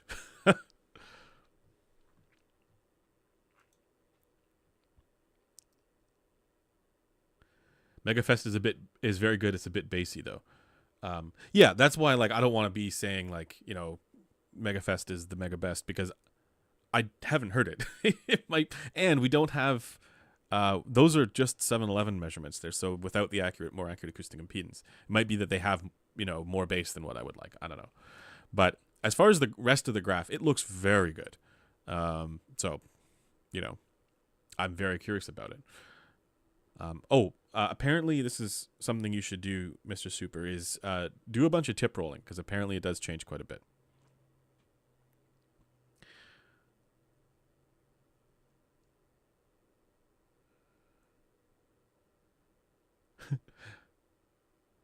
High Senior is renaming their brand to Gracias DMS. No, there's not the little, what is it, the Enye thing. What's the little thing above the N? That would be like High Senior. I think that'd be more fun, though. IEMs should be bassy. Excited for the Da Vinci. Yeah, I am. Yeah.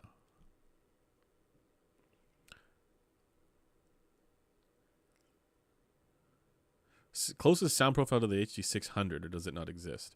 Which IEM? I mean, this is kind of where I would say something like the Dusk DSP, right? But again, only with the DSP cable, which has those issues. So I would want to caution people about getting the Dusk DSP, because until they ensure that that's not going to be a problem for people, it might not be like a major deal breaker for some, but there is that sort of faint burble. I don't know what else to call it.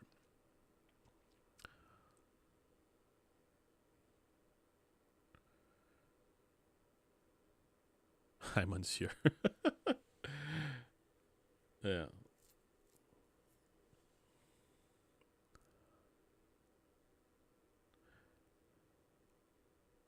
Reasonable price ratio between a headphone and an amplifier.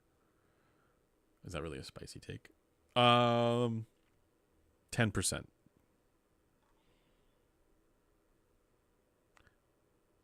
Let's go. We need more spice. Music is caloric, especially when amplified, and listening too much will make you fat. We actually have a video in the works that is uh that is about that. It's trying to figure out the caloric content of headphones, but I won't give away more than that.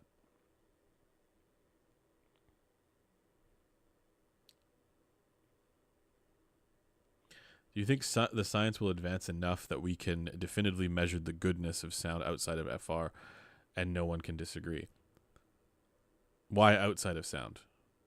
Like, the goodness of sound is in the existing metrics that we have. It's just that the analysis of that needs to improve, and it is improving. To answer the question, can we get to a point where it's more clear how something will be received for some of the intangible qualities that are difficult to analyze currently in FR graphs? Yes, we will get better at that. We are already getting better at that. But as to things that, like, if the question is, are we going to be able to measure new things that aren't currently being measured? I don't know that. I'm not going to say that there aren't, right? Like, I'm not going to definitively say that this is impossible for that to be the case. I would be surprised if there's something other than FR at the eardrum, but I'm not going to rule it out. I think if there were an additional thing to measure, I think it would be things like HPTF effects. Now, that's not to do with, like, you're not necessarily saying, okay, here's the result that's going to perfectly match and translate to my experience, but rather, here is how I can expect this headphone to change depending on the head that it's on. And so you have a greater sense of what the variability is there. That's one thing. The other is, I would love to have a better grasp, or get the community to have a better grasp of acoustic impedance.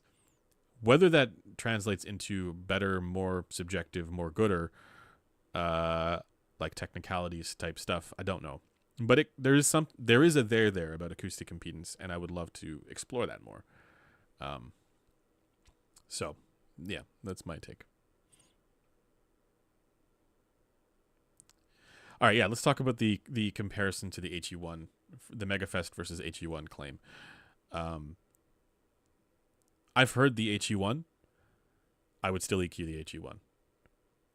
So I think people have ingrained in their consciousness the idea that even if they like ultimately know, like they'll proclaim loudly from the rooftops correctly that, price is not a sufficient condition for goodness, or, like, just because something is expensive, that doesn't necessarily mean that it's good. But then internally, that hasn't fully taken root, if that makes sense.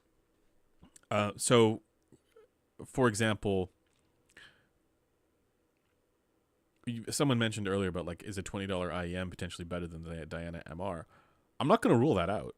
Like, it's unlikely because of the limitations for what you can do in an IEM at $20.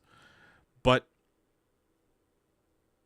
it's possible. And there's nothing about that would indicate that it wouldn't be doable, like, maybe you just have really good prices on on drivers and shell materials and whatnot, right?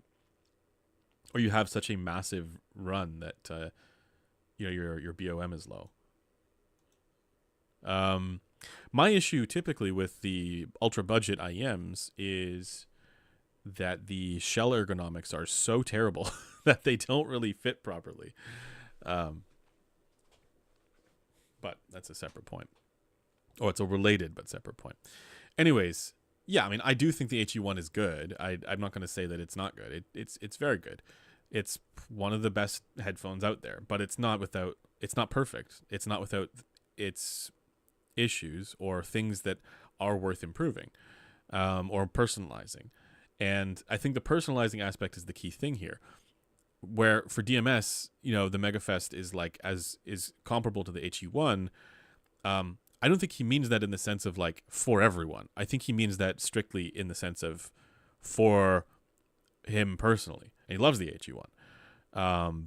So and they're both kind of like the highest form of goodness for what works for him personally in his HRTF. Now, I don't know if that's how it would be for me, but as an example, I did not like the HE1 as much as he did. So, for me, it might even be the case that the MegaFest is better. I don't know. HE1 is worse than an HD6XX.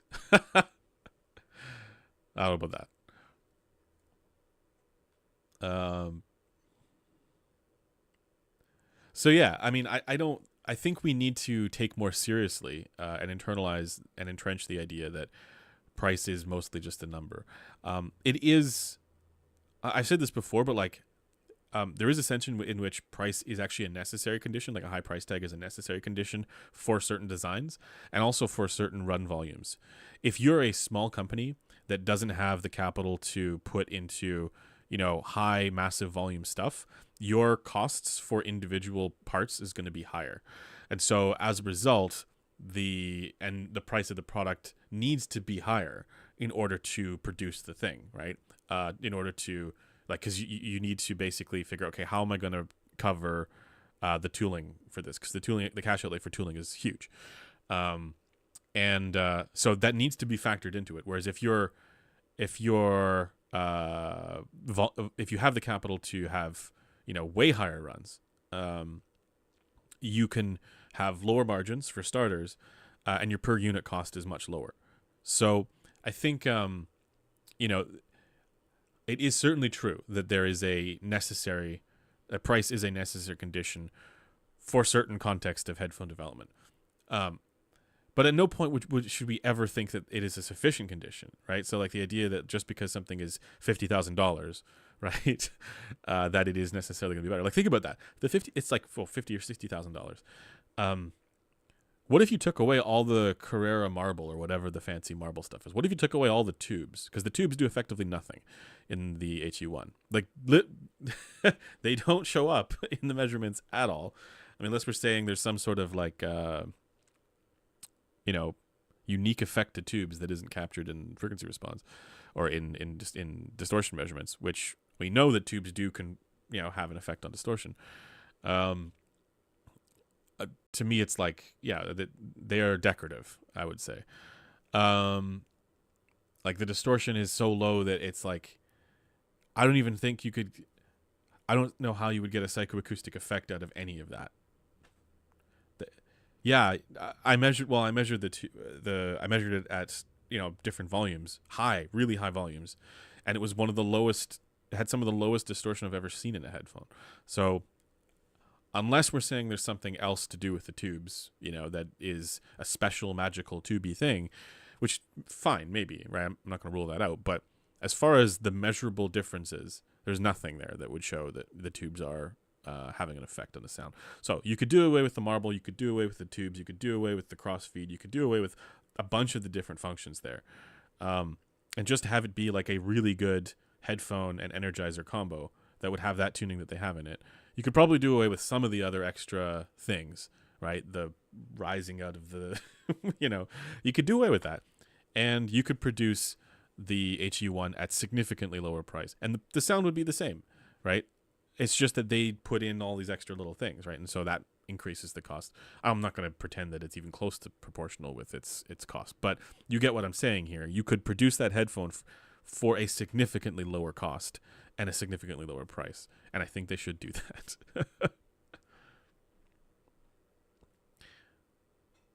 Special tube juice. Yeah, it could be. I looked at the distortion, I looked at the frequency response, and I looked at the excess group delay, and there was nothing that jumped out at me that signaled like the tubes matter for those.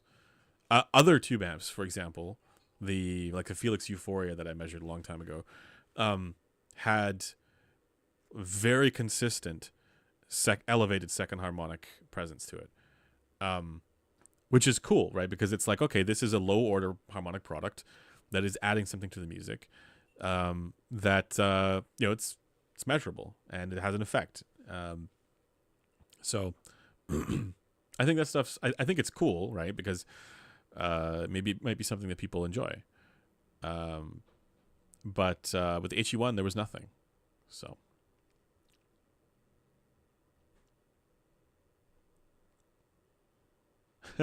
no lifting of tubes equals -5 soundstage. But yeah, like I think that's where a lot of the backlash comes from, right? Where it's like you're comparing a $500 or whatever IEM to a $50,000 electrostatic headphone system. People expect that the $50,000 system is going to be better. It's going to be in another league, right?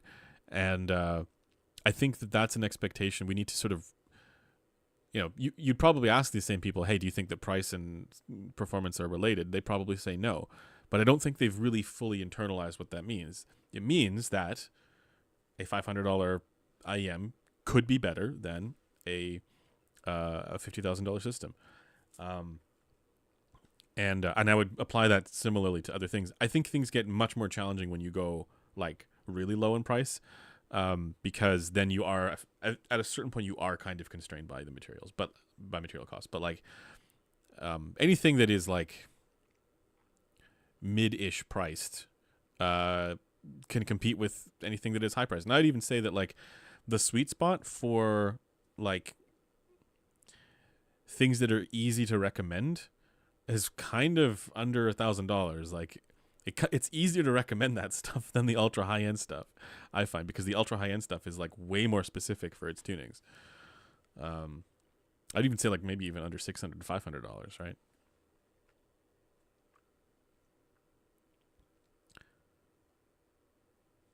How would one measure HPTF for IEMs without DSP? HPTF for IEMs.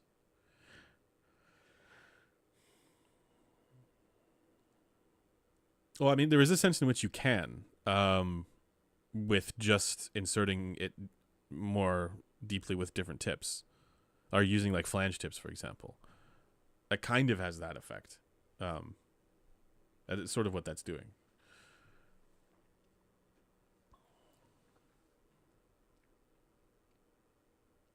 All right, let's go for more. Let's go for more spice. This isn't spicy at all, but the term mode is often used to describe driver behavior. I found it hard to get some information on what it means. Could you elaborate? Yeah, different regions of a diaphragm or membrane, whatever we want to call it, are going to affect different regions of the frequency response. And if there are like, I think this is something Zach from ZMF calls a nodal response. I think he means that. But it's when you see, okay, so for example, with the Hi-Fi headphones, they measure a little bit more jagged.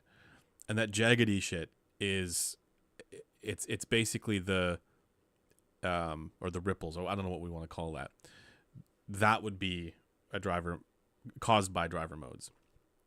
And it can be down to a number of different factors, but if you have presumably a more uniform movement of the diaphragm, you would reduce that. If you have higher damping, it can reduce that. Resonances that are a result of the driver in different regions, if that makes sense. There is a good image on this, because you have this in both dynamic drivers and in planars. Well, everything has this potentially, but like the image that I've seen is like where different regions would affect different regions of the driver would affect things, and that's kind of what I'm talking about. I wish I had it on hand. I don't. Does that help? Do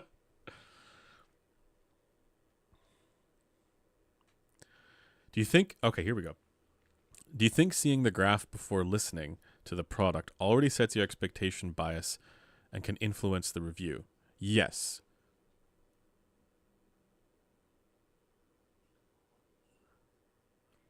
The only way to normalize these takes are by launching more products that are value for money, making it more approachable and enjoy music. Okay.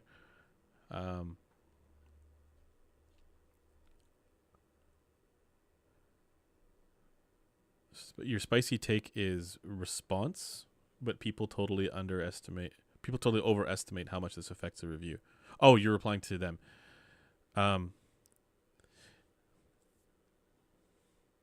Yeah, you should listen before you review though, or before you measure. Yeah, when you're reviewing, you should. But the reason is not maybe what people think. The reason is because you want to get a sense of how it performs on a human, so that you know, in part, what like the error results are, right? Like, because you might have some results that are just like totally, wacky, and it could be because you positioned it wrong on the head. So you have to have some sense of how it performs on a human. The other would be to talk about what I'm talking about for the Diana MR here, for example, that the HPTF effects, to get a sense of that, how things may correlate or disagree with what the graph shows.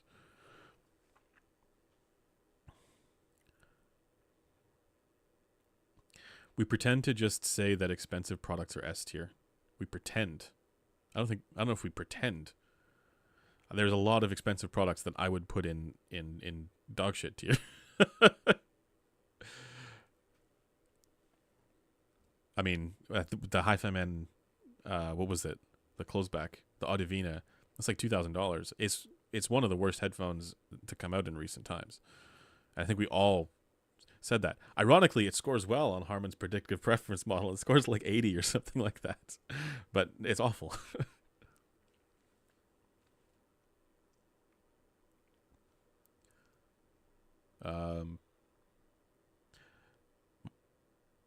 Most reviewers worth their salt already know how profoundly inaccurate any measurement can be to their perception.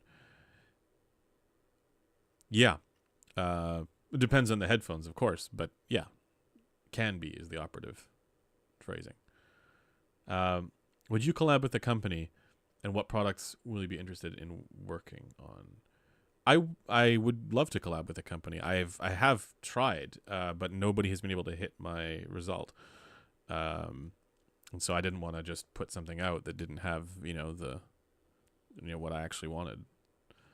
The other issue is that things often get lost in translation, and so that poses a challenge.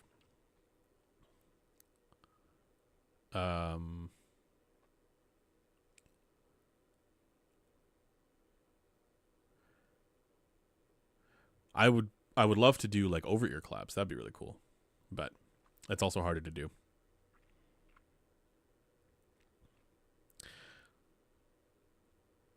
And this goes to something we talked about in the last stream. I think it'd be more fun to actually just produce a headphone. But at that point, I would probably not be if I was producing headphones, like manufacturing them, making them, I would probably just not review anymore. Because I would much rather, to be honest, I would much rather do that, as a vocationally, right? I'd much rather make headphones and design headphones than review them. But it's the problem is that this is an important part of my job here, right? So I can't just jump to doing that.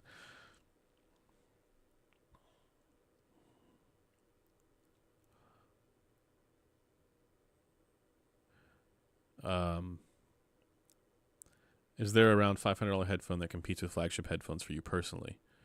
Well, it depends. If I can EQ, yes. Headphones like the HD600 with EQ, for example.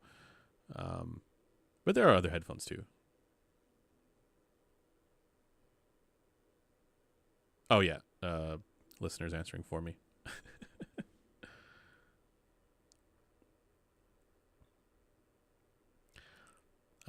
I'm stuck between Aria, HE1000, Sennheiser, HE100S. I want big soundstage with good tuning. Familiar with Hi-Fi Man's lower tier stuff and enjoy it. Would you say one of these is a better bet? And they all do the spaciousness effect thing. I would just suggest to people that the soundstage effect is not one worth caring about if it's at the cost of timbre and tonal balance. Because with headphones and stereo recordings, the soundstage effect is an illusory one. This is something that Aaron Harding said as well, right? And I completely agree with him. It's we're talking about the stereo image, right? Where things are placed is a thing that is in the mix, right? And if we're enhancing that somehow, it's going to come at the cost of some sort of coloration. You see that with all of those headphones. So I feel like it's probably worth scoring less for soundstage because it's not actually locatedness, and score more for timbre and tonal balance.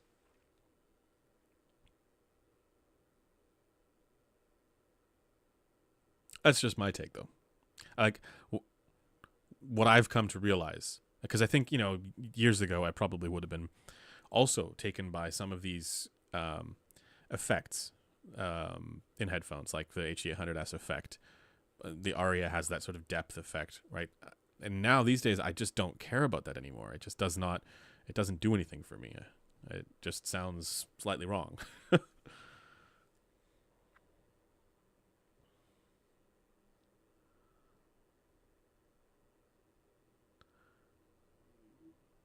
um, what would be your dream product if you were to collaborate? A comfortable Odyssey headphone with exceptional tuning.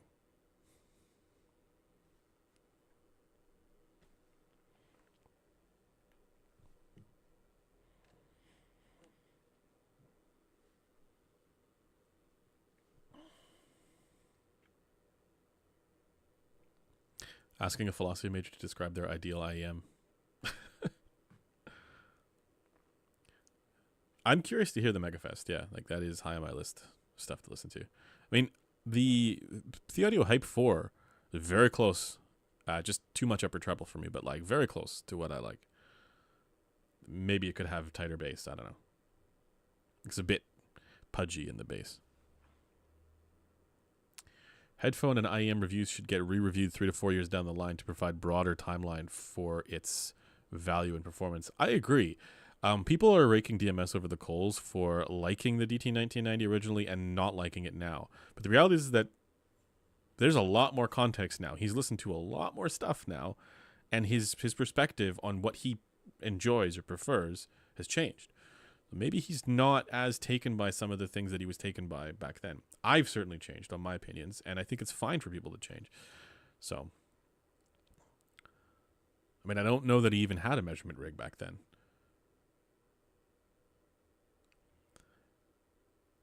There is also another thing to consider with the DT1990s that people aren't like. There's this big thing, you have the DT1990 and DT990 crowd. Well, the DT990 crowd, they might be a lost cause, but the DT1990 crowd, it's an interesting one that I would love to investigate more, because Beyerdynamic actually has way higher unit variation than people realize, and specifically with how much treble and crazy treble stuff exists for their like different units. I observed this when I was evaluating all of their lower end headphones, like the 990s and the 880s and the 770s. It's wild for how much difference there is in the treble. I haven't had the opportunity to do this kind of multi-unit evaluation with their higher end ones like the 1990s, but I would imagine it would track as well. To the point where you could have some that have like the ones that I heard, which were just like totally not listenable at all because of the massive treble peaks, like enormous. Like we're talking excess of like 10 dB at like 8K or 8.5K and 12K, and then you could have others that are like only in excess of like 4 or 5, and so it might be that some of the people in the DT990 persuaded crowd, right? They might actually be listening to, something that is quite different from what the people who don't like that headphone are listening to. So I need more units. I need 1990s because I want to investigate this. I think that to me provides a better explanation for like, the divide about people who love it and people who can't tolerate it. Old pads are a premium. You can resell it for more because the pads are worn. Yeah, I mean, there's pad wear, which is one thing, but also unit variation is another. So, yeah.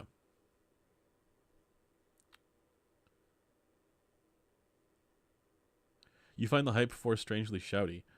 Oh, I didn't. I found it to be just very. Oh, you would because Meteor Gang. That makes sense.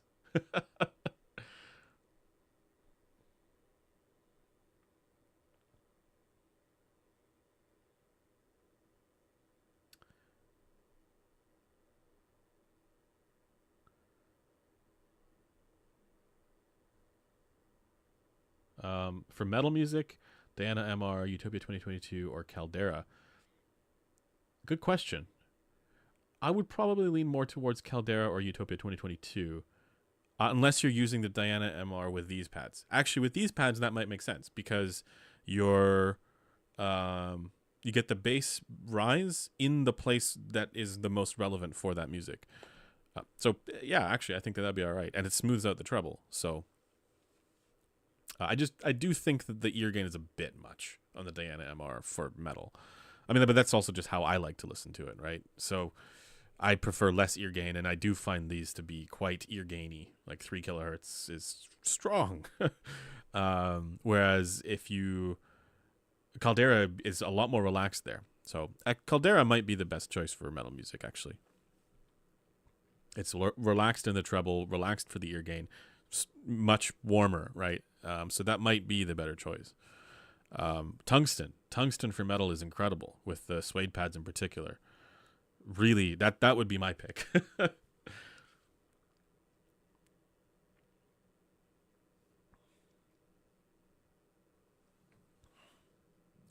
Do you work out? Yeah, but I haven't in a bit because I actually kind of injured myself. I had surgery done back in December, and so I've been trying to kind of like build that back up, and I would go to the gym, and then I would injure myself, and so I've been taking a break.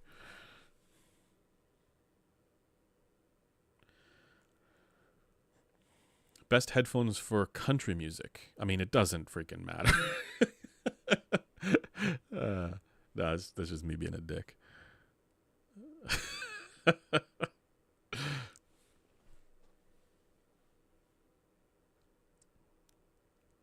I mean, yeah, like of all the music, like I'm the kind of person who is not.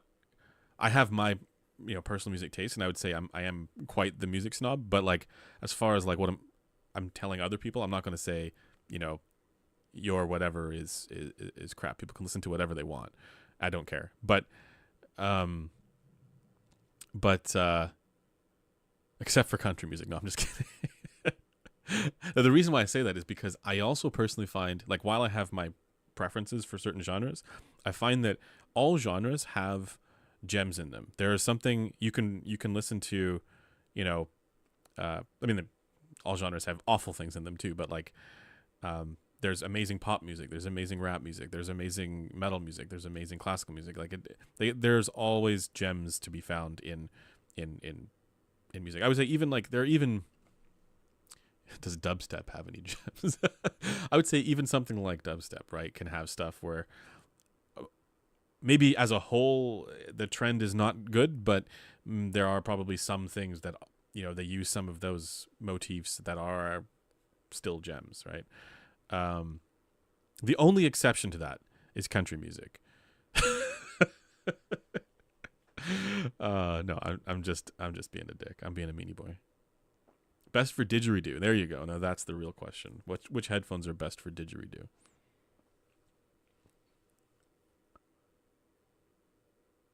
HE600 good for mixing voiceover. Yes, it is. It's great. Best for Byzantine chant. Yes. Surely there are good jazz songs. Yes. Yeah, so I mean, like, that's my genre preferences. Like, my top two genres are jazz. I mean, I listen to mostly jazz these days. Because, like, I mean, that is really the only correct genre of music. All other genres are not. Just kidding. I listen to mostly jazz, but I also, I like, folk. I like blues. I like metal. I do have a spectrum, right?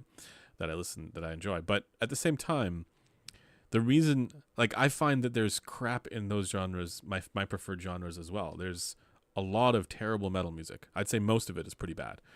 And the same is true for jazz, right? Like, there's a ton of it that's just like generic nonsense that I can't, I don't really like at all. I don't understand how other people like it either.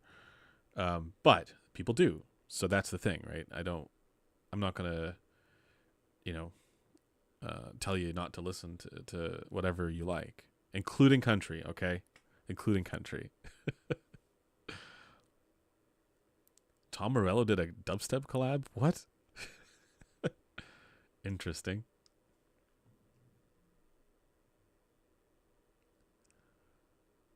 What is my most used IM currently? Well, I've been reviewing the Subtonic Storm. That's why I've been, using it most. But if it would, not that one, it would be something that I've EQ'd, right? Like I have a Dooney Mirai here that I've been using, just with my personalization to it. Truth Your Hexa. Without EQ, I'd say, probably Truth Your Hexa is the one I use mostly.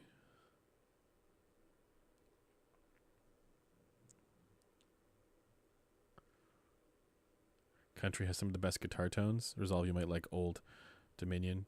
So I like, if I'm ever, I don't know if you'd call it country, but like would you call Neil Young country? I'm not gonna pretend like he's a good musician, but he has catchy songs. In fact, he's not a good musician. Like, let's be real. Oh yeah, to this day I couldn't tell you a single Taylor Swift song. It just sounds like, if it comes on the radio or whatever, I guess it just sounds like some generic stuff to me. I don't know. I did not like the Dunu SA6 Mark II.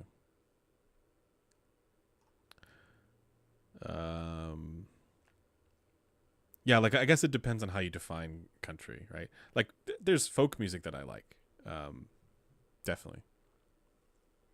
But I like the kind of sort of like pandering style country music is just generic and shitty.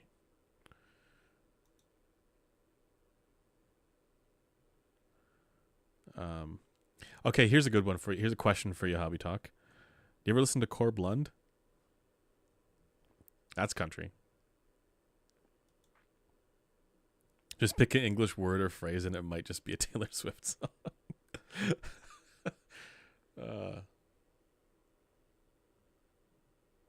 Alt country. Yeah. Oh, you should. He's from Alberta.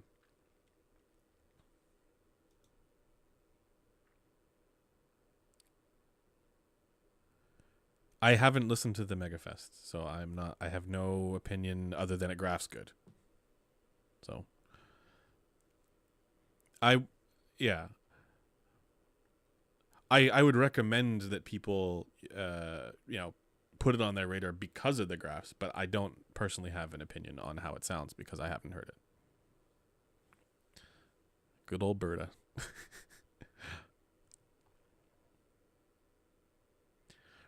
What's the best headphone for Tibetan throat chanting? Do they do that there?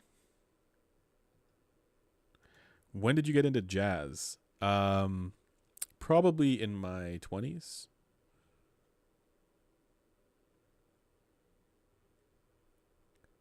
So I could explain a bit. Like, what I love about it is, and I don't mean all jazz because, again, as I mentioned, there's a lot of just nonsense there too. But what I like about jazz is it is an improvisation. Like, there is some like structure or theme to it, but you will never see real jazz musicians practicing. They don't do that. They just show up to the gig, right? And they have such command over the music and understanding of the music and knowing what to do that they can just read off of each other what to do. So it's like you, I suppose the analogy would be like, it doesn't make sense to practice for a conversation. And that's what they're doing, is they're just having a conversation. And so they don't need to rehearse that. And what comes out of that is, when it's good, is really, really good. It's incredibly good. And there's a sort of like a veined marble of structure there, right? Where, they'll sort of play around that structure, or they'll play with the structure. and feed off of each other to see where each other wants to go. But it really is, the pinnacle of music, because it's never the same twice. It's always, when done well, I shouldn't say always, but when it's done well, it is improvisation to come out with that, finite moment of musical glory that you just don't get with other music. And it's recorded, yes, but they would never play that the same way.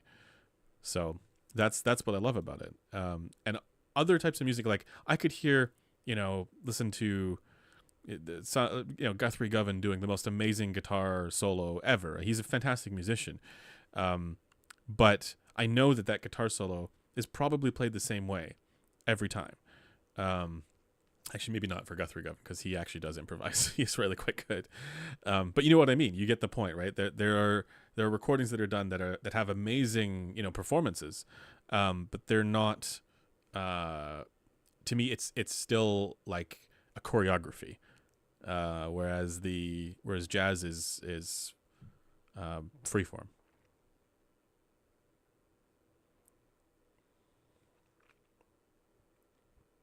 What music did you like when you were young? I was definitely into rock and metal.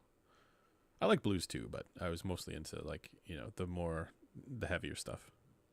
So I like Children of Bodom and Opeth and stuff like that. Saw both of them live, actually. John Mayer is underrated. I'm gonna say it sounds dumb because he's popular and famous. He's a very good musician. Meshuggah, yes. Bleed is one hell of a track. Yeah, no, I love stuff like Meshuggah. It's great. I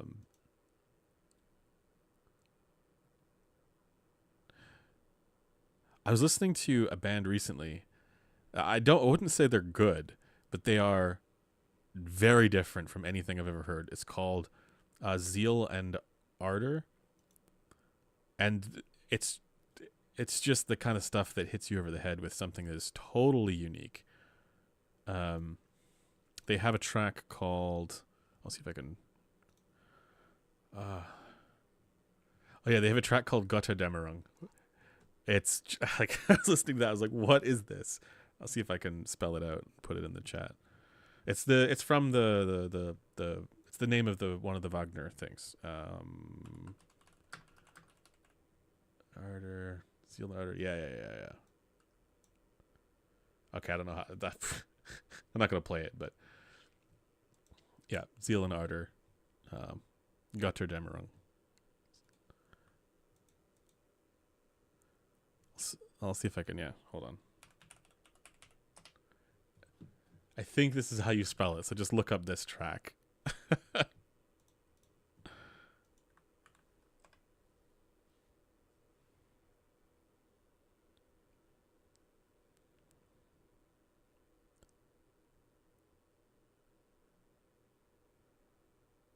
Anyone who actually plays knows John Mayer is a fucking whiz. Yep, I agree. Yeah, it's not. I'd actually say that the music from Wagner is actually incredible, but that's nothing to do with Zeal and Ardor. It's very different.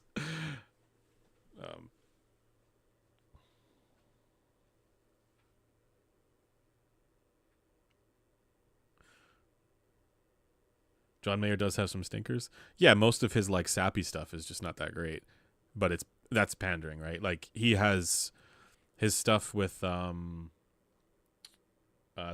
John Mayer trio stuff, where he's basically trying to be like a modern day Stevie Ray Vaughan. It's just like you realize, wait a second, this guy actually can play. He's very, very good.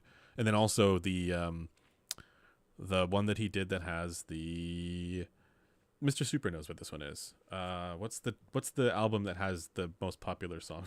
Is the album is called Continuum. Yeah, it's good.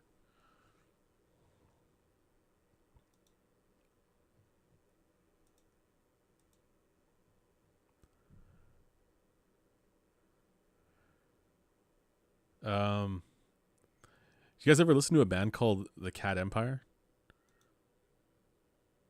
There's other guys that are very, very talented, but they don't always play to their talents, their abilities. Like they don't always write to their abilities, I should say. But the keyboard player is nuts for that band.